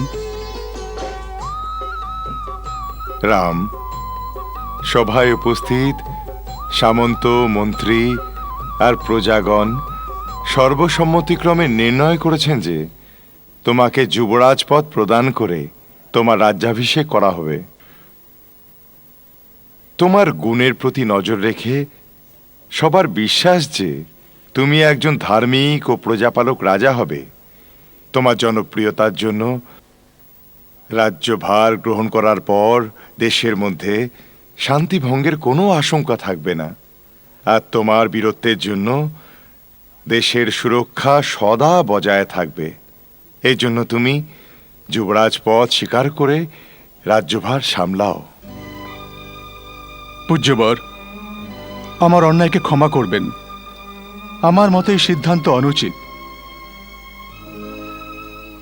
যখন পিতাশ্রী নিজের তেজ ও বীরত্বের ছটায় এখনো ত্রিভুবনে নিজের যশ বৃদ্ধি করে চলেছেন, ওনার মতো প্রতাপশালী ও কীর্তিমান পিতা থাকা সত্ত্বেও রাজ্যপদ গ্রহণ করার প্রস্তাব আমি স্বীকার করে নেব, আপনারা সবাই এটা ভাবলেন কি করে? যে রাজা আজ অবধি নিজের প্রজাদের সন্তানের থেকে বেশি ভালোবাসা দিয়েছেন, যে শ্রীচরণে নিজের প্রাণ অর্পণ করেও আমি তার ঋণ শোধ করতে পারবো না, এই তুচ্ছ রাজ্যের জন্যে ওনাকে সরিয়ে আমি ওনার স্থান গ্রহণ করে নেব? আমার সম্বন্ধে এমন কথা ভেবে আপনারা আমার প্রতি খুব অন্যায় করেছেন।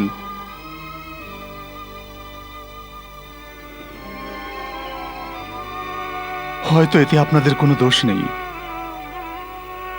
আমার নিজেরই কোনো ভুল নিশ্চয়ই আছে। তাই আপনারা সবাই আমার সম্বন্ধে এরকম চিন্তা ভাবনা করেছেন। এতে ওনাদের কোনো দোষ নেই রাম, এই প্রস্তাব আমার। আমি আমার দীর্ঘ জীবনে নানা রকম রস আস্বাদন করেছি, 100 যজ্ঞ ও ধর্মাচরণ করেছি, কিন্তু যতদিন আমি রাজা হয়ে সিংহাসনে বসে থাকব, প্রজাদের সেবার ঋণ থেকে মুক্ত হতে পারবো না। এখন আমি বৃদ্ধ হয়ে গেছি, এই জন্য প্রজাদের সেবার ভার তোমার কাঁধে চাপিয়ে দিয়ে বিশ্রাম করতে চাই। প্রজাদের সেবা করার জন্য রাজ্যভার গ্রহণ করে সিংহাসনে বসা আবশ্যক নয় পিতাশ্রী। জনসেবা তো আমি আপনার ছত্রছায়ায় থেকেও করতে পারবো। ভগবান আপনাকে দীর্ঘায়ু প্রদান করুন, আর আমি আপনার ছত্রছায়ায় থেকে আপনার ও প্রজাদের সেবা করতে থাকি। পিতাশ্রী, আমাকে আপনার চরণ সেবা থেকে বঞ্চিত করবেন না।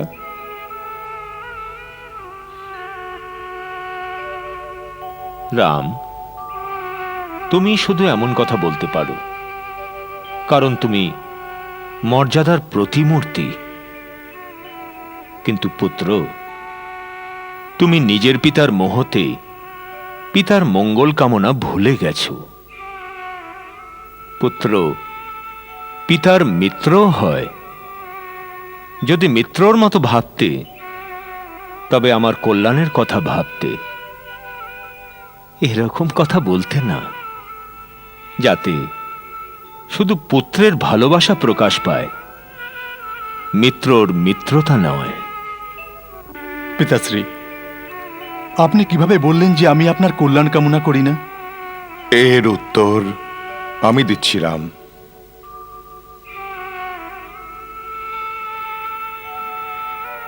বলুন গুরুদেব। এই সংসারে চারি পদার্থের জন্য পুরুষার্থের প্রয়োজন হয়, ধর্ম, অর্থ, কাম ও মোক্ষ। বীর পুরুষ যখন নিজে ধর্ম, অর্থ ও কামের সাধনা করে সফল হয়ে যায়, তখন তার অন্তিম কাজ হল তার নিজের আধ্যাত্মিক বিকাশ করা। এই জীবাত্মা অন্য কোথাও থেকে এই শরীরে এসেছে, এই শরীরকে একদিন নাশ হয়ে যেতে হবে।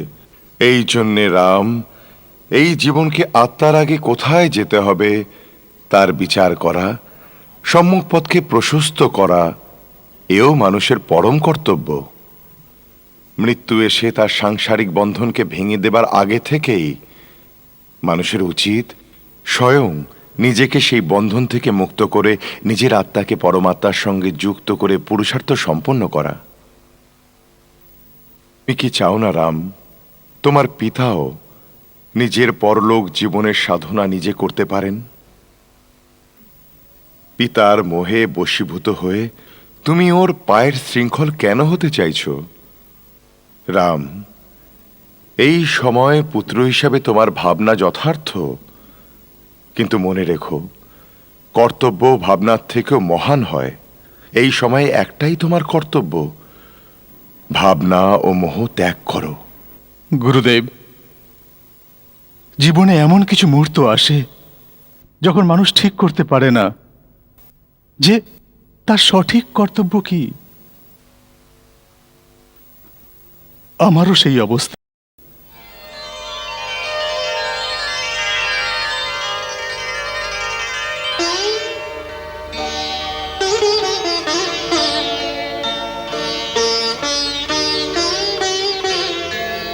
রাম, গুরু যা বলছেন তাতেই আমার কল্যাণ। গুরুর আদেশ মেনে নাও আর অনন্তের সঙ্গে সখ্যতা করে তোমার পিতাকে সহায়তা করো। রাম, এটা আমার আদেশও আর আমার মিনতিও। না না মহারাজ, না না, আমি তো আপনার পুত্র আর আপনার প্রজাও, দুদিক থেকেই আপনার আজ্ঞাকারী। আপনি আমায় যা আদেশ দেবেন আমি তাকে নিজের ধর্ম মনে করে অঙ্গীকার করব। রাজা রামচন্দ্রের জয়! রাজা রামচন্দ্রের জয়! রাজা রামচন্দ্রের জয়! রাজা রামচন্দ্রের।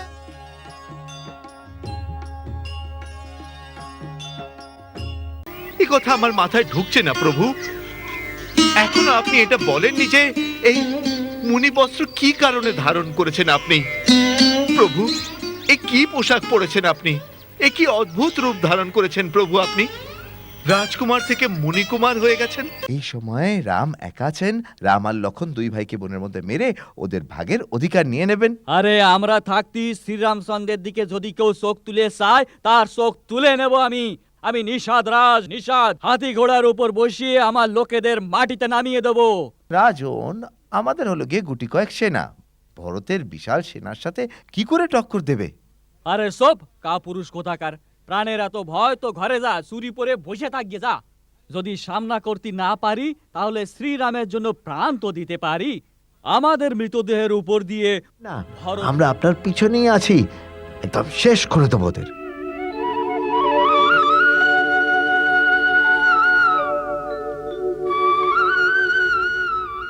কুমার, এই জায়গার নাম সিংহবীরপুর। এখানকার রাজা নিষাদ রাজ, উনি শ্রীরামের পরম ভক্ত, আর শ্রীরাম ওনাকে নিজের মিত্র এবং সখা মনে করেন। কি? শ্রীরামকে উনি পরম মিত্র মনে করেন? তাহলে তো উনি ভ্রাতা রামের মতোই।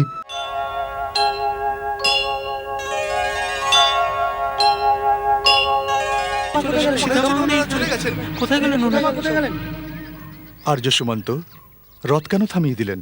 কুমার, এখানেই আমাদের কৌশল রাজ্যের সীমানা সমাপ্ত হচ্ছে। এখান থেকে আপনি আপনার মাতৃভূমি ছেড়ে যাচ্ছেন।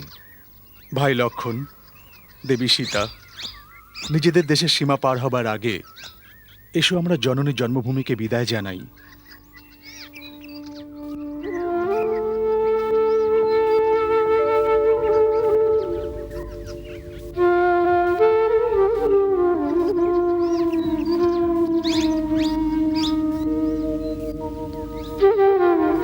মাতৃভূমির মাটি, তোমায় শত শত প্রণাম। হে শিবাকু বংশের জন্মভূমি, পৃথিবীর সব থেকে পবিত্র ভূমি, রাম আজ তোমার আঁচলের ছায়া থেকে দূরে যাচ্ছে, কিন্তু আমি যেখানেই যাব আমার মনে তোমার পবিত্র মাটির প্রলেপ থাকবে।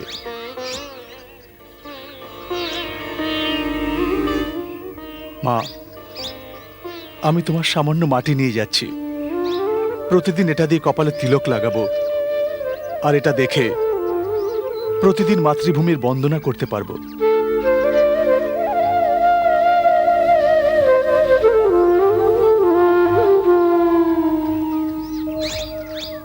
এখান থেকে নিষাদ রাজগুহকের সীমা সিংহবীরপুর আরম্ভ হচ্ছে।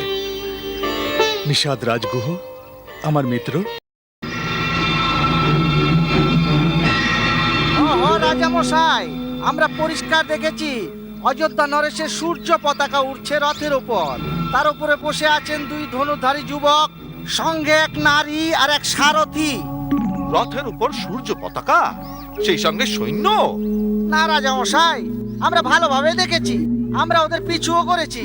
রথ সিংহ বেরপুর অব্দি এসে গেছে, আর গঙ্গার তীরে বট গাছের নিচে দাঁড়িয়ে রয়েছে। দুই ধনুধারী যুবক আর সারথি, কে হতে পারে? রাজামশাই, সারথি কখনো ওদের কুমার বলে ডাকছেন, আবার কখনো শ্রীরাম বলেও ডাকছেন। কি বলছেন? শ্রীরাম, অযোধ্যার রাজকুমার? আরে তোমরা সব কেন বলনি যে শ্রীরাম এসেছেন? আমার বন্ধু, আমার গুরু আশ্রমের সখা, আমার প্রভু আমার গ্রামে এসেছেন। আমি ভাগ্যবান। তুমি সর্বদা এটাই বলতে যে উনি তোমাকে কথা দিয়েছেন যে একদিন আমাদের গ্রামে অবশ্যই আসবেন। আরে কথা তো দিয়েছেনই, কিন্তু রাজা সত্যি সত্যি এক গেঁয়ো মিত্রর গ্রামে এসেছেন সেটা তখনই বিশ্বাস করব যখন নিজের চোখে তাদের দর্শন করব। ওরে, তোরা দাঁড়িয়ে দাঁড়িয়ে দেখছিসটা কি? যা গিয়ে সমস্ত গ্রামে খবর দে যে আমাদের সবাইকে রাজা রামের অভ্যর্থনা করতে যেতে হবে। আজ রাতে গঙ্গার তীরে এই বটগাছের নিচে বিশ্রাম করা যাক। কাল সকালে গঙ্গা পার হবার ব্যবস্থা করা যাবে। যথা আজ্ঞা।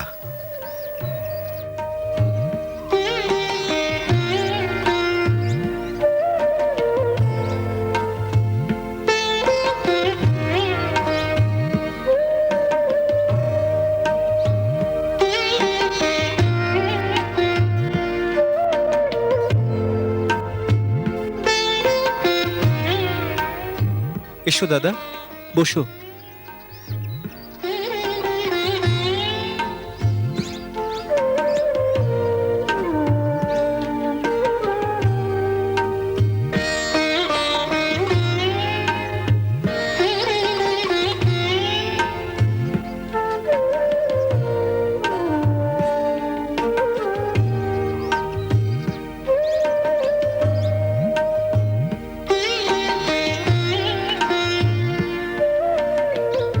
আপনি বললে আপনার মিত্র নিষাদ রাজগুহকে আপনার আগমনের কথা সূচিত করে দিই। না আর্য, ওনাকে শুধু শুধু কেন কষ্ট দেব? কাল ভোরে সূর্যোদয়ের পরেই তো প্রস্থান করতে হবে।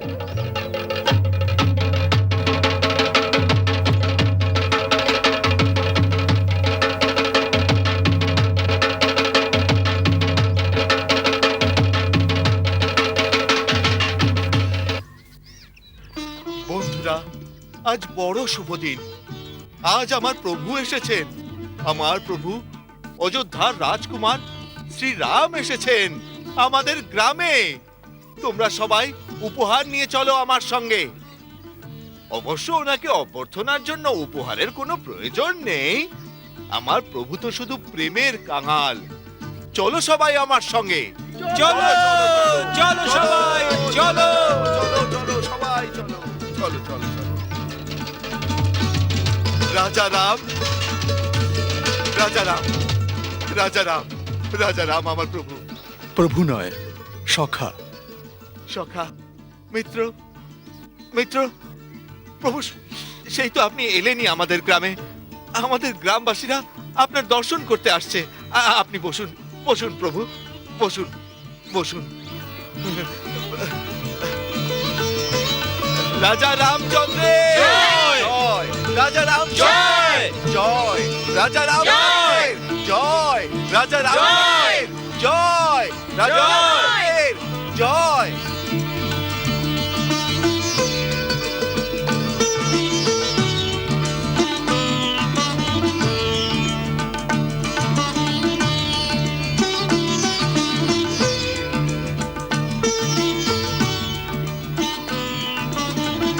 মিত্র, তোমাকে পেয়ে খুবই আনন্দ হচ্ছে। এটা সৌভাগ্যের কথা যে আজ আমি তোমাকে তোমার বন্ধু বান্ধবদের সঙ্গে সুস্থ আর আনন্দিত দেখছি। বলো মিত্র, তোমার রাজ্যে, তোমার পরিবারে আর তোমার বনে সবকিছু কুশল তো? সবই আপনার কৃপা প্রভু। তুমি ভালোবেসে যে সমস্ত উপহার দিয়েছ তা আমি স্বীকার করছি, কিন্তু অন্যের দেওয়া কোনো বস্তু আমি গ্রহণ করতে পারবো না, ভোগও করতে পারবো না। এখন আমায় তপস্বীদের মতো ধর্মকর্ম নিয়ে বনে বসবাস করতে হবে। বনে বসবাস করবেন? কিন্তু কেন? এই কথা আমার মাথায় ঢুকছে না প্রভু। এখনো আপনি এটা বলেননি যে এই মুনি বস্ত্র কি কারণে ধারণ করেছেন আপনি। প্রভু, এ কি পোশাক পরেছেন? এ কি অদ্ভুত রূপ ধারণ করেছেন প্রভু। রাজকুমার থেকে মুনিকুমার হয়ে গেছেন, আর লক্ষণ ভাইও সেই একই। ইনি জনক নন্দিনী দেবী সীতা, তোমার বৌদি। বৌদি? না, বৌদি বলার অধিকার এই অধমের নেই। ইনি দেবী, ইনি অযোধ্যার রাজরানী, ইনি তো আমার মা, সীতা মা। ব্যাস, এটা ভেবেই মগ্ন থাকবো আমি। মা, আপনার চরণ ছুঁতে দিন আমাকে। না না, আমার লক্ষণও যেমন, আপনিও তেমন। ধন্য তুমি, ধন্য রাজরানী সীতা। দীর্ঘজীবী হও, শীতে সিঁদুর অক্ষত থাকুক। এখন অবধি আপনি বলেননি প্রভু, কেন এই বেশ ধারণ করে অযোধ্যা থেকে এসেছেন আপনি? নিষাদ রাজ, তোমার প্রভু নিজের মুখ দিয়ে তার সৎ মায়ের গুণকীর্তির কথা বলবেন না? আর্য সুমন্ত, যে ঘটনা সমস্ত পৃথিবী জেনে ফেলেছে সেই ঘটনাকে তুমি কিভাবে লুকোবে দাদা?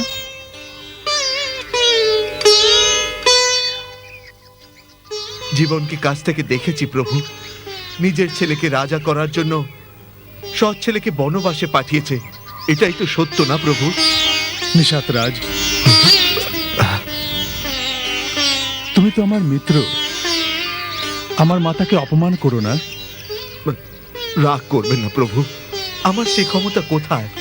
শুধু আজ আমার আতিথেয়তা স্বীকার করে নিন, তাতেই আমার সম্মান বেড়ে যাবে। বিরাজ হন লক্ষণ ভাই ও সীতা মাতার সঙ্গে আমার এই রাজ্যকে পবিত্র করে দিন মহারাজ। আমরা বনবাসের ব্রত নিয়ে ফেলেছি, এই জন্য নগরে প্রবেশ করা আমাদের জন্য নিষিদ্ধ। এখন আমাকে মুনিদের মতোই জীবন ধারণ করতে হবে। আমরা ঘাস ও পাতার বিছানায় শোবো।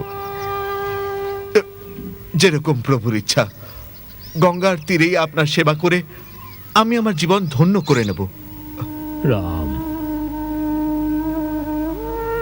রাম রাম রাম।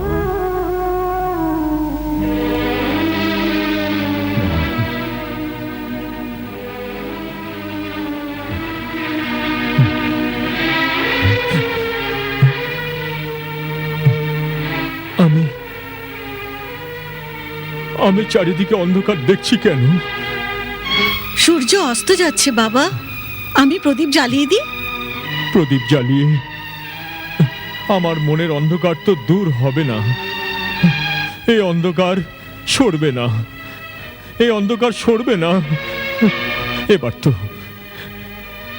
এবার তো সূর্য বংশের সূর্যই অস্ত যেতে চলেছে। এরকম বলবেন না বাবা। কেন বলবো না মা? অযোধ্যার ইতিহাসে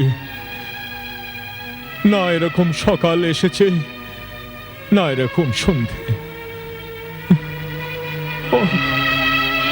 অযোধ্যার ইতিহাসের সব থেকে কলঙ্কিত দিন এইটি। মাতা কুমাতা হয়ে গেছে আর পিতা কসাই হয়ে গেছে। মা, মা, আমাকে একটু বিষ এনে দাও। বাবা, লজ্জা অপমানে তো আমি মরবো না, আমি মরবো না। কৌশল্যা, আমার মরার কোনো উপায় বলে দাও। ধৈর্য ধরুন আপনি, ধৈর্য রাখুন।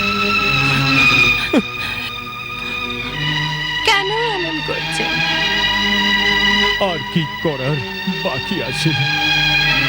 কৌশল্যা, পুত্রকে বনবাসে পাঠিয়েছি, রাজমহলকে অন্ধকারে ভরে দিয়েছি, অযোধ্যাকে শূন্য করে দিয়েছি। বলো, এখন আর কি করার বাকি আছে? বলো, তাও করে দিচ্ছি। কৌশল্যা, তুমি তো ওর সঙ্গে যেতে পারতে, তুমি কেন গেলে না? কৌশল্যা, কেন গেলে? পুত্রের সঙ্গে গেলে প্রাণ এই চরণে আটকে থাকতো। এখানে আছি কিন্তু মন বনে হাহাকার করছে। আমাকে ছেলে বলে গেছে স্বামীর সেবা করতে। স্বামী বলছে যে তুমি পুত্রের সঙ্গে কেন গেলে না? স্ত্রীর ধর্ম, মাতার ধর্ম। আমি কি করব মহারাজ? স্ত্রী কত ভাগে ভাগ হতে পারে।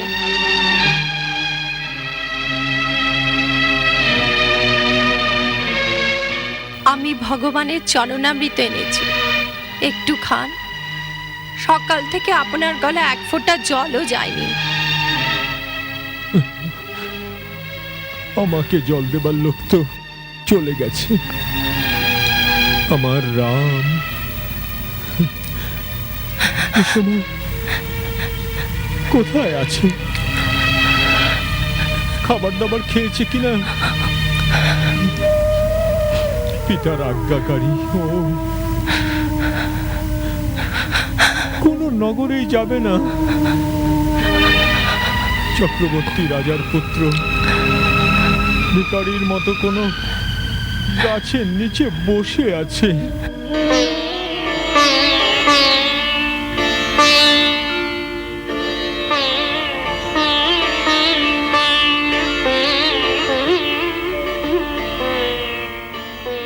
প্রভু, আপনার আজ্ঞা অনুসারে বিছানা প্রস্তুত হয়েছে, বিরাজ করুন। এসো সীতা।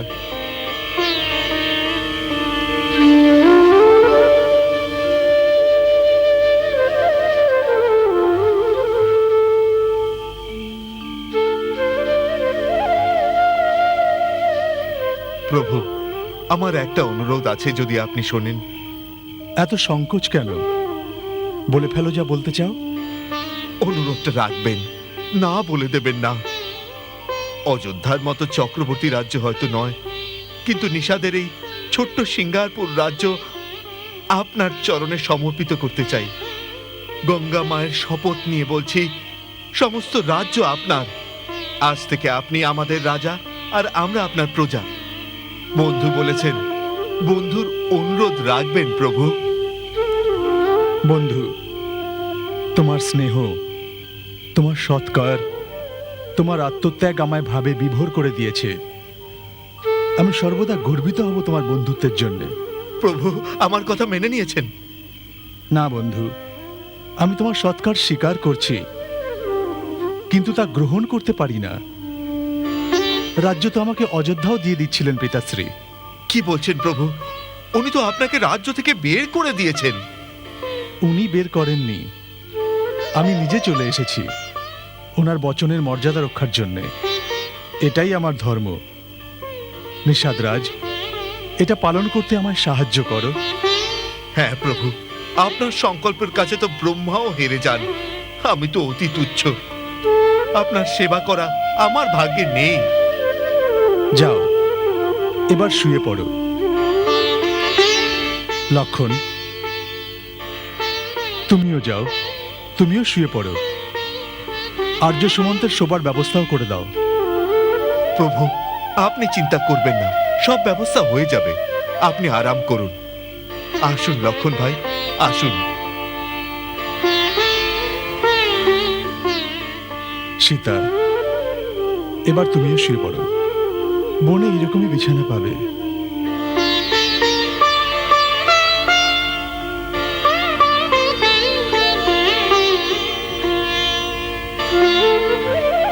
আসুন লক্ষণ ভাই, আপনার জন্য বিছানা প্রস্তুত, আর আর্য সুমন্তর জন্য ব্যবস্থা হয়ে গেছে। না নিষাদরাজ, আমি শোব না। আমি দাদার পাহারাদার। তবে কি আপনি শোবেনই না? না, মা বলেছিলেন দাদা ঘুমিয়ে পড়লে পাহারা দিতে। ধন্য ধন্য তুমি লক্ষণ ভাই। ভাইয়ের প্রতি ভাইয়ের ভালোবাসার এই উদাহরণ পৃথিবীতে দ্বিতীয় আর দেখা যাবে না। ধন্য তুমি, আর ধন্য তোমার মাতা, যে তোমার মতো কর্মবীর পুত্রকে জন্ম দিয়েছেন। আমার তো দুঃখে আজ বুকের ছাতি ফেটে যাচ্ছে। দ্বি চক্রবর্তী রাজার পুত্র আজ শুকনো ঘাসের বিছানায় শুয়ে আছে।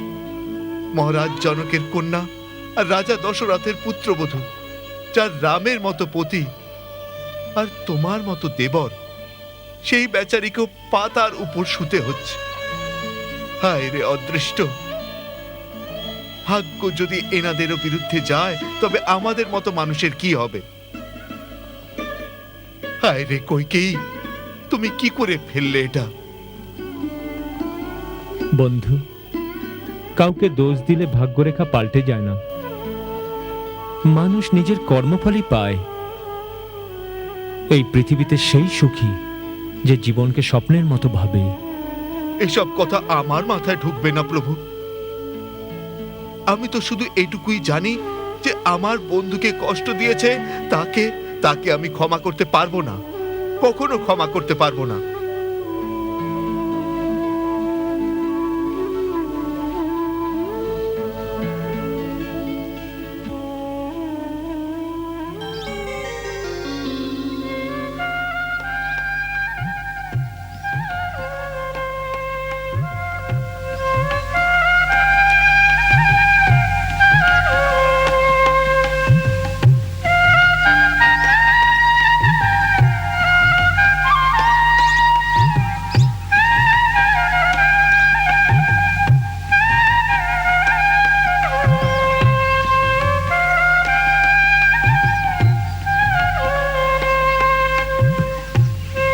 আরে চলো চলো, তাড়াতাড়ি চলো।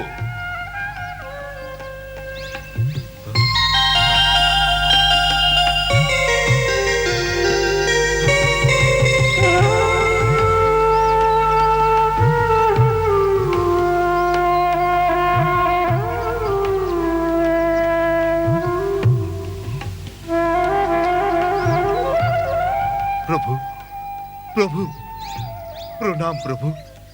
এসো নিষাদরাজ, তুমি সঠিক সময় এসে গেছো। প্রভু, ইয়ে কি হলো প্রভু? এই আপনার কেশবিন্যাস? বন্ধু, যখন বনেই বাস করতে হবে, তখন পুরোপুরি মুনিবেশ ধারণ করা উচিত। এবার আমরা এখান থেকে গঙ্গা পার হয়ে বাকি রাস্তা হেঁটেই চলে যাব। গঙ্গা পার হওয়া কি আবশ্যক প্রভু? এখানেও তো বন আছে। প্রভু, একবার এই দাসের কথা ভেবে তো দেখুন। এই রাজ্য আপনার, এই দাস আপনার। 14 বছর এই প্রদেশে রাজত্ব করুন, আর আমাকে সেবা করার সুযোগ দিন। আমার জীবন ধন্য হয়ে যাবে প্রভু। নিষাদরাজ, তুমি আমার মিত্র, তাই না? একজন মিত্রের ধর্ম, সে তার মিত্রকে এমনভাবে সাহায্য করুক যাতে সে তার কর্তব্যের রাস্তায় চলতে সমর্থ হয়। তুমি তোমার প্রেমকে আমার কর্তব্য পথের বাধা করতে চাইছো। এটা উচিত কাজ নয়। নিজের আবেগকে সামলাও আর আমায় এগিয়ে যেতে অনুমতি দাও। কর্তব্য আবেগের থেকে মহান। এত কঠিন কঠিন কথা আপনি জানেন প্রভু। আমি তো কেবল এইটুকুই জানি প্রভু, যে প্রেমের থেকে মহান কিছু হয় না, আর প্রেমের থেকে বড় কিচ্ছু হয় না। আমার তো শুধু প্রেমই আছে, যদি তা স্বীকার করেন। আমি তোমাকে সেই প্রেমের শপথ দেওয়াচ্ছি মিত্র। আমাকে আমার পথে এগিয়ে যেতে দাও। আপনি প্রেমের শপথ দিচ্ছেন, এরপর আমি আর কি বলবো প্রভু? যা আপনার আজ্ঞা। তাহলে কোনো মাঝিকে বলে একটা নৌকার ব্যবস্থা করে দাও, আমাদের গঙ্গা পার করিয়ে দাও। তোমার অশেষ কৃপা হবে বন্ধু। না না প্রভু, স্বামী সেবকের সামনে হাত জোড়লে সেবকের পাপ হয়। আমি আপনার সকল আজ্ঞা পালন করব, আপনি নিশ্চিন্তে থাকুন।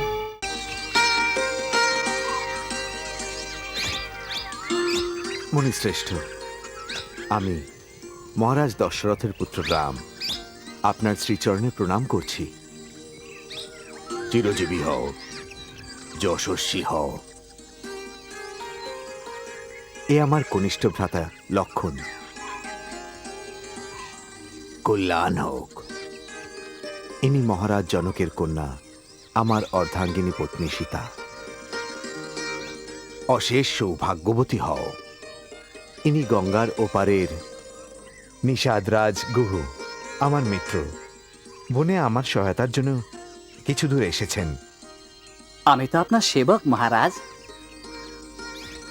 দীর্ঘজীবী হও।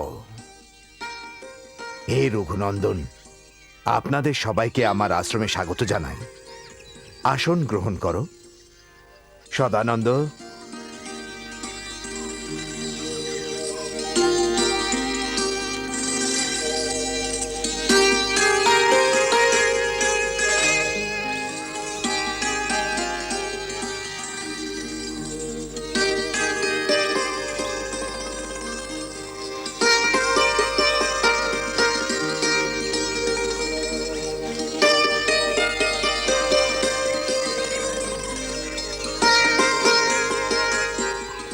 আসুন হে রাম, আসন গ্রহণ করুন। বসুন মাসিতে।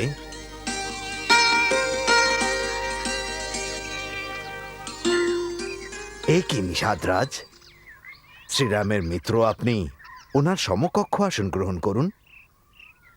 না না না মনিবর, আমি নিচু জাতের অতিহীন মানুষ। নিজেকে নিজে হীন ভাবাটাই তোমার মহানতা। আর যদি প্রশ্নহীনতার হয় তাহলে বলবো শ্রীরাম তো কাউকে হীন থাকতেই দেননি। রামের মিত্র হয়ে নিজেকে আপনি হীন কেন ভাবছেন? যিনি প্রভুর প্রিয় তাকে হরির জন বলা হয়। তার জাত সব থেকে উঁচুতে হয়। আসন গ্রহণ করুন নিষাদরাজ। ধন্যবাদ।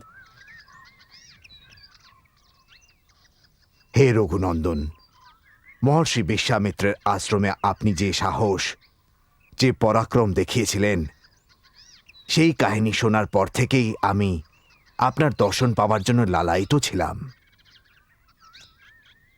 হে মহামানব, আমার এই তপবনে আপনাকে অতিথি পেয়ে আমার এক স্বর্গীয় আনন্দের অনুভূতি হচ্ছে, যেন আমি আমার সমস্ত জীবনের তপস্যা আর সাধনার সুফল পেয়ে গেছি আজ। যেন আমার সমস্ত জীবনের পুণ্য আজই পেয়ে গেছি আমি। হে মুনিবর, আপনি যাকে আশীর্বাদ করেন সে বিনা প্রচেষ্টাতেই মহান হয়। আপনার দুর্লভ দর্শন পাবার পরই মানুষ সমস্ত দুঃখ থেকে মুক্তি পেয়ে যায়। ধন্য তুমি রাম, ধন্য। শুধু একটা চিন্তাই আমার মনকে তোল পার করছে। আমার পরম মিত্র মহারাজ দশরথ বিনা অপরাধে আপনাকে বনবাসে কেন পাঠালেন? আপনি তো ত্রিকালদর্শী, সর্বজ্ঞ। আপনি তো জানেন যে পিতাশ্রী আমাকে বনবাসে পাঠিয়ে আমার এত বড় উপকার করেছেন যে আমি আপনার মতো পুণ্যবান মহাত্মার দর্শন করতে পারলাম। হে পুরুষোত্তম, নিজ মর্যাদার অনুকূলেই নির্বিকার থাকেন আপনি। কোনো অপরাধ বিনাই আপনি বনে নির্বাসিত হয়ে দুঃখ ভোগ করবেন, এই কথা ভেবে আমার হৃদয় অত্যন্ত ব্যথিত হচ্ছে। বিশ্বাস করুন পূজ্যবর, আমি শপথ নিয়ে বলছি, বনবাসের জন্য আমি বিন্দু মাত্র দুঃখিত নই। অতি মধুর আনন্দ লাভ করছি আমি এই বনবাসের নতুন জীবনে। আপনাদের মতো মহামানব, মুনি ও তপস্বীদের দর্শন হবে। প্রতি পদে পদে সাহস, সৎকার্য ও অসহায় মানুষদের সেবার সুযোগ পাবো আমি। ধন্য আপনি রঘুকুল নন্দন, ধন্য। আপনার আত্মবল, আপনার আত্মবিশ্বাস ঋষি তপস্বীদের থেকে বেশি। পিতৃ আজ্ঞা পালন করায় তোমার আদর্শ আর্য সন্তানদের জন্য অনন্তকাল ধরে উজ্জ্বল তারকার মতো জল জল করবে। বৎস, গঙ্গা ও যমুনার সঙ্গমস্থলে অবস্থিত এই স্থান বড়ই পবিত্র। বড়ই পুণ্য স্থান এই জায়গা। আমার আশা যে এখন আপনি দেবী সীতা ও নিজ অনুজ লক্ষণের সঙ্গে এইখানে এই আশ্রমে শান্তিতে বসবাস করবেন। দুঃখিত মুনিবর, এখানে থাকা বোধহয় উচিত হবে না। কেন বৎস? তীর্থরাজ প্রয়াগের পবিত্র ভূমিতে বাস করতে অসুবিধা কোথায়? আমাদের রাজ্যের সীমা এখান থেকেই শুরু হচ্ছে। জানাজানি হয়ে গেলেই অযোধ্যাবাসীরা এখানে সবাই চলে আসবে। আপনার আশ্রমের শান্তি ভঙ্গ হবে আর আমার উদ্দেশ্য পূরণ হবে না। তাই নির্জন কোনো স্থান কৃপা করে আমায় দেখিয়ে দিন। এখান থেকে 10 ক্রোশ দূরে চিত্রকূট নামে পরম পবিত্র আর মনোরম একটি পর্বত আছে। সেখানে অনেক সাধু আর তপস্বী নিজ নিজ তপস্যায় মগ্ন। সেই স্থান আপনার জন্য উপযুক্ত। চিত্রকূট কোন পথ দিয়ে যেতে হবে মুনিবর? রাম, আপনি যে পথ দিয়ে যাবেন সেই পথই সুগম হবে। তার জন্য আপনাকে যমুনা পার হতে হবে। সেখানে কোনো নৌকা পাবেন না। নিষাদ রাজ আপনার সঙ্গে আছেন। তার সাহায্যে বাঁশ দিয়ে একটা ভেলা বানিয়ে নিন। ওপারে কিছু দূর যাবার পর শ্যামবট নামের একটি পবিত্র বট গাছ পাবেন আপনি, যার নিচে বহু সিদ্ধ পুরুষ নিজ নিজ তপস্যায় মগ্ন। তাদের দেখা যায় না। তাদের প্রণাম আশীর্বাদ অবশ্যই নিয়ে নেবেন। সেখান থেকেই আপনি চিত্রকূটের পথ পাবেন। রাম, তোমার বনবাস জগতের জন্য কল্যাণকারী প্রমাণিত হোক। আমি পিতার মতো সর্বদা তোমার কল্যাণ কামনায় মগ্ন থাকব। যথা আজ্ঞা মুনিবর।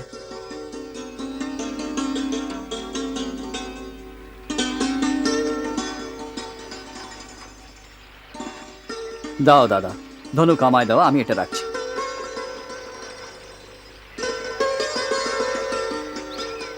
সরুন ভ্রাতা নিষাদ, আমি এসব করছি। হ্যাঁ, যথা আজ্ঞা। প্রভু, একটা একটা করে বাঁশ কেটে ভেলা বানিয়েছি। এখন এটাই নিশ্চিন্তে চড়া যেতে পারে। ভেলা প্রস্তুত। হে মিত্র, তুমি আমায় যথেষ্ট সঙ্গ দিয়েছ। আমি সদা তোমার কাছে কৃতজ্ঞ থাকব। এবার আমরা যমুনা পার হয়ে চলে যাব, আর তুমিও ফিরে যাও। এ কি বলছেন প্রভু? কি বলছেন? নিষাদ রাজ, তুমি কথা দিয়েছিলে না যে যখনই আমি বলবো তুমি যাবে? এরকম কঠিন বচন দিয়ে ফেলেছি আমি। প্রভু, এখনো তো আপনাদের যমুনা পার হতে হবে। সামনে ভয়ানক বিপদ। বিপদ তো পদে পদে নিষাদ রাজ। আমাদের গন্তব্যস্থল ঠিক হয়েছে। তোমাকেও এত সময় ধরে নিজের রাজ্যের বাইরে থাকা উচিত নয়। যাওয়ার আগে আমি তোমার কাঁধে একটা দায়িত্ব দিচ্ছি। ভরত সবেমাত্র রাজ্যভার গ্রহণ করেছে। ওর সুষ্ঠুভাবে রাজকার্য সামলাতে একটু সময় লাগতে পারে। তোমার রাজ্য কৌশল রাজ্যের সীমানায়। এজন্য যতদিন না ভরত পুরোপুরি রাজকার্য সামলায়, তুমি সীমানা রক্ষা করো। আপনি একদম চিন্তা করবেন না প্রভু। আমি আপনাকে কথা দিচ্ছি, নিষাদ যোদ্ধারা বেঁচে থাকতে শত্রুরা সীমা অতিক্রম করতে পারবে না। আমি আপনাকে কথা দিলাম। ধন্যবাদ। সজল চোখে সবে কাঁদিয়ে নিষাদ ন্যায় বিদায়। রঘুবর নন্দন সীতাপতির নামানে হৃদয়।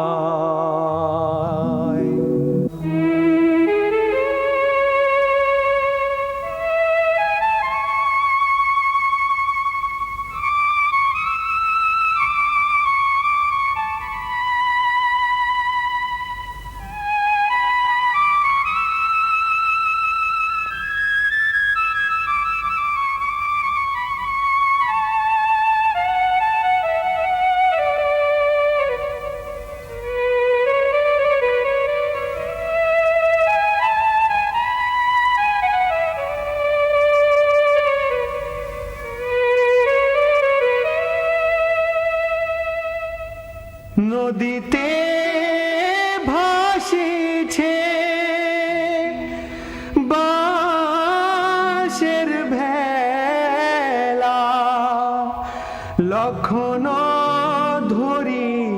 আছে হাল, সম্মুখে ঘন বন, পথ অতি নির্জন, না কোনো সাথী নাহি কোনো জন।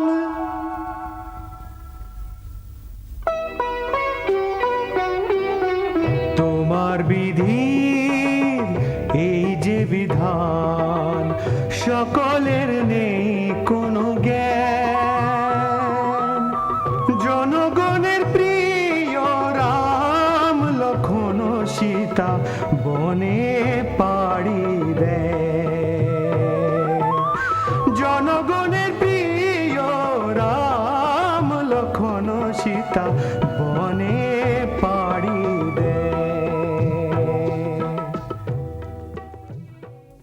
রানী, নিশ্চিন্তে বসে থাকার সময় এটা নয়। তুমি কি ভেবেছ রাজা মাতুলালয় থেকে ভরতকে ডেকে আনবে? এটা তোমার ভ্রম। এখনো উনি তোমার সিদ্ধান্তের বিরুদ্ধে। আমাদের কোনো গোপন দূতকে পাঠিয়ে ভরতকে ডেকে আনো। ঠিক আছে, ডেকে পাঠাচ্ছি। কিন্তু মন্থরা, এখনো এই সময় আসেনি, কারণ সুমন্ত এখনো ওদের 3 জনকে বনে ছেড়ে দিয়ে রাজ্যে ফিরে আসেনি। জানি না এ কি ষড়যন্ত্র। ওকে ফিরে আসতে দিন, মন কিছুটা চিন্তামুক্ত হয়ে যাবে। এটা ভেবে যে রাম সত্যি 14 বছর জন্য বনবাসী হয়েছে, তারপর আর আমাদের কোনো ভয় থাকবে না, বুঝেছিস?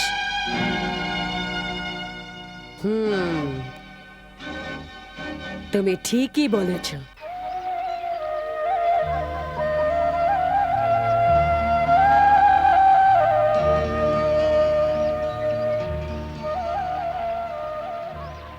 নমস্কার।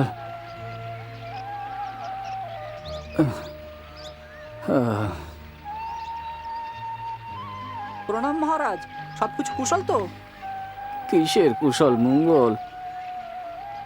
যমুনা অব্দি গিয়ে রামচন্দ্র আমাকে ফেরত পাঠিয়ে দিলেন। এই ধরো, শরীরটা ফিরে এসেছে, কিন্তু মনটা তো এখন ওখানেই পড়ে রয়েছে। আর্য সুমন্ত আপনার জন্যই অপেক্ষা করছেন। কি বললে?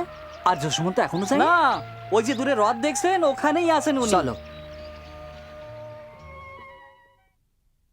নাথকে ছাড়িয়া আসিয়া নিষাদ মন্ত্রী রথ দেখিতে পাইল, কখনো দুঃখেতে কখনো সুখেতে দুটানায় মন দুলিতে লাগিল।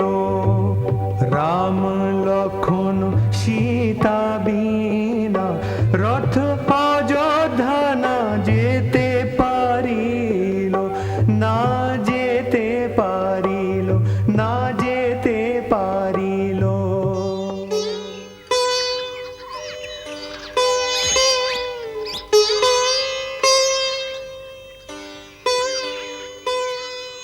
প্রণাম মন্ত্রী মশাই, প্রণাম। প্রণাম। মন্ত্রী মশাই, এখনো আপনি অযোধ্যায় ফেরেননি? নিষাদরাজ, আমি রোজ চেষ্টা করি, রোজ রথে ঘোড়া বাঁধি, না আমার পা অযোধ্যার দিকে যেতে পারে, না ঘোড়া যেতে পারে। খালি রথ নিয়ে গিয়ে অযোধ্যাবাসীদের মুখ দেখাবো, আমার মনে অতটা সাহস নেই, আমার মনে অতটা সাহস নেই। নিষাদরাজ, একবার বলো তুমি, শ্রীরামকে কোথা অব্দি ছেড়েছ? প্রভু, আমি ওনাকে ছেড়ে কিভাবে আসব? উনি আমাকে ছেড়ে চিত্রকূটের দিকে চলে গেছেন। ব্যাস, আমি চিত্রকূট চলে যাব। না মন্ত্রী মশাই, রামচন্দ্রের আদেশ কি আপনার মনে নেই? এই অবজ্ঞার জন্য যে শাস্তি আমি পাই, আমি 14 বছর পর এই রথে ওনাকে বসিয়ে একই সঙ্গে অযোধ্যায় ফিরব। না মন্ত্রী মশাই, এটা উচিত কাজ নয়। এই সময় শ্রীরামের আদেশ পালনই আপনার ধর্ম। তা না হলে রাজা, প্রজা এবং শ্রীরামও আপনাকে দোষী সাব্যস্ত করবেন। আমার মিনতি শুনুন, আপনি অযোধ্যা ফিরে যান। না, হ্যাঁ প্রভু, আমাদের মার্জনা করুন আর অযোধ্যায় ফিরে যান। না, ফিরে যান প্রভু, আপনাকে আপনাকে শ্রীরামের দিব্যি। অযোধ্যায় ফিরে যান, তা নাহলে শ্রীরাম ভীষণ দুঃখ পাবেন। তাছাড়া মহারাজ দশরথের কথাও ভাবুন, এ সময় আপনাকে ওনার সব থেকে বেশি প্রয়োজন। ছোট মুখে বড় কথা বলছি, আমায় ক্ষমা করবেন, তবে অযোধ্যা আপনাকে যেতেই হবে প্রভু। দয়া করে ফিরে যান প্রভু, ফিরে যান। ভরত সেনা নিয়ে বনে কি উদ্দেশ্যে আসতেছেন? উদ্দেশ্য তো সোজা রাজন, কৈকেয়ীর ছেলে তো, মাথায় হয়তো কেউ বুদ্ধি দিয়েছে যে শ্রীরামচন্দ্র রাজ্যাধিকারের জন্য এসে যাবেন হয়তো। এই সময়ে রাম একা আছেন, রাম আর লক্ষণ দুই ভাইকে বনের মধ্যে মেরে ওদের ভাগের অধিকার নিয়ে নেবেন। আরে আমরা থাকতি শ্রীরামচন্দ্রের দিকে যদি কেউ চোখ তুলে চায়, তার চোখ তুলে নেব আমি। আমি নিষাদ রাজ, নিষাদ হাতি ঘোড়ার উপর বসিয়ে আমার লোকেদের মাটিতে নামিয়ে দেব। ভরত আর তার সেনাদের এই রাজ্য থেকে আমি জমপুরে পাঠিয়ে দেবো। রাজন, আমাদের হলো গিয়ে গুটি কয়েক সেনা, ভরতের বিশাল সেনার সাথে কি করে টক্কর দেবে? আরে সব কাপুরুষ কোথাকার, প্রাণের এত ভয় তো ঘরে যা, চুরি পরে বসে থাকিয়ে যা। যদি সামনা করতে না পারি তাহলে শ্রীরামের জন্য প্রাণ তো দিতে পারি। কুমার, এই জায়গার নাম সিংহবীরপুর। এখানকার রাজা নিষাদ রাজ, উনি শ্রীরামের পরম ভক্ত, আর শ্রীরাম ওনাকে নিজের মিত্র এবং সখা মনে করেন। কি? শ্রীরামকে উনি পরম মিত্র মনে করেন? তাহলে তো উনি ভ্রাতা রামের মতোই। আপনি আমার সাথে ওনার শীঘ্র দর্শন করান। অযোধ্যার রাজা ভরত কুমারকে নিষাদ রাজার অভিনন্দন। অভিনন্দন কুমার, আমার অভিনন্দন গ্রহণ করুন। নাও, উনি স্বয়ংই চলে এসেছেন।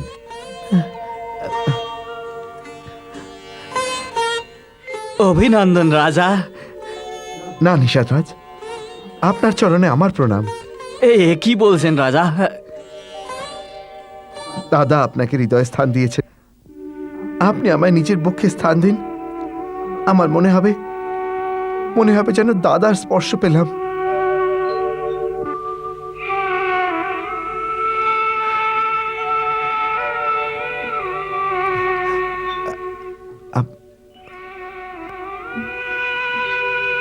আপনি আমায় এর যোগ্য মনে করেন না, ঠিক আছে, আমার পাপের এই দণ্ড হওয়া উচিত।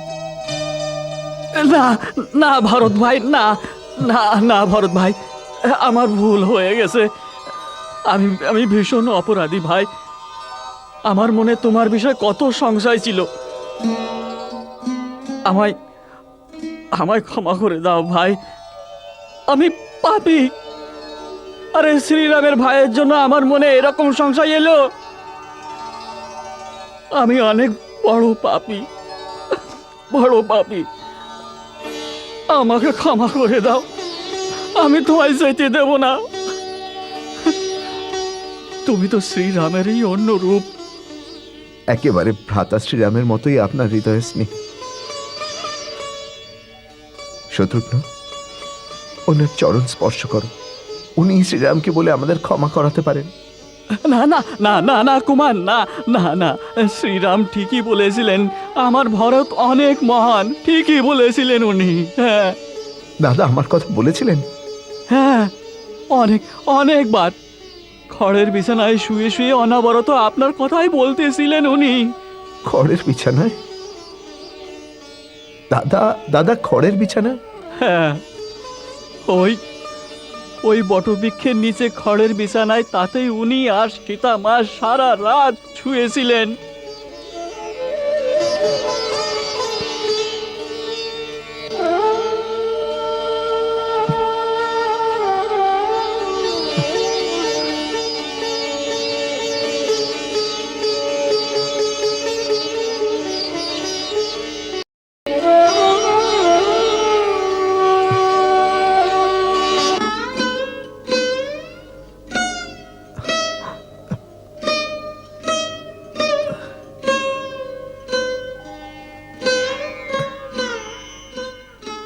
দাদা আর বৌদি এই শুকনো খড়ের উপর শুয়েছিলেন?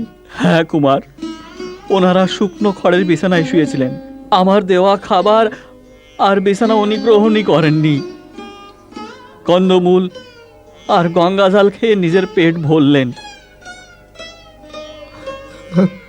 আর পরের দিনই খালি পায়ে চিত্রকূটের দিকে প্রস্থান করলেন। হায় রে অভাগা ভরত, দাদা শুকনো খড়ের উপর শুলেন আর তুই রাজপ্রাসাদের নরম বিছানায়। আর্য সুমন্ত, আমিও এখান থেকে খালি পায়ে হেঁটে চিত্রকূট যাব। যতক্ষণ অবধি দাদার দর্শন হবে না, অন্ন গ্রহণ করব না। স্বামী কন্দমূল খাবেন আর সেবক রাজভোগ। ধিক্কার হোক এরকম সেবকের, ধিক্কার হোক।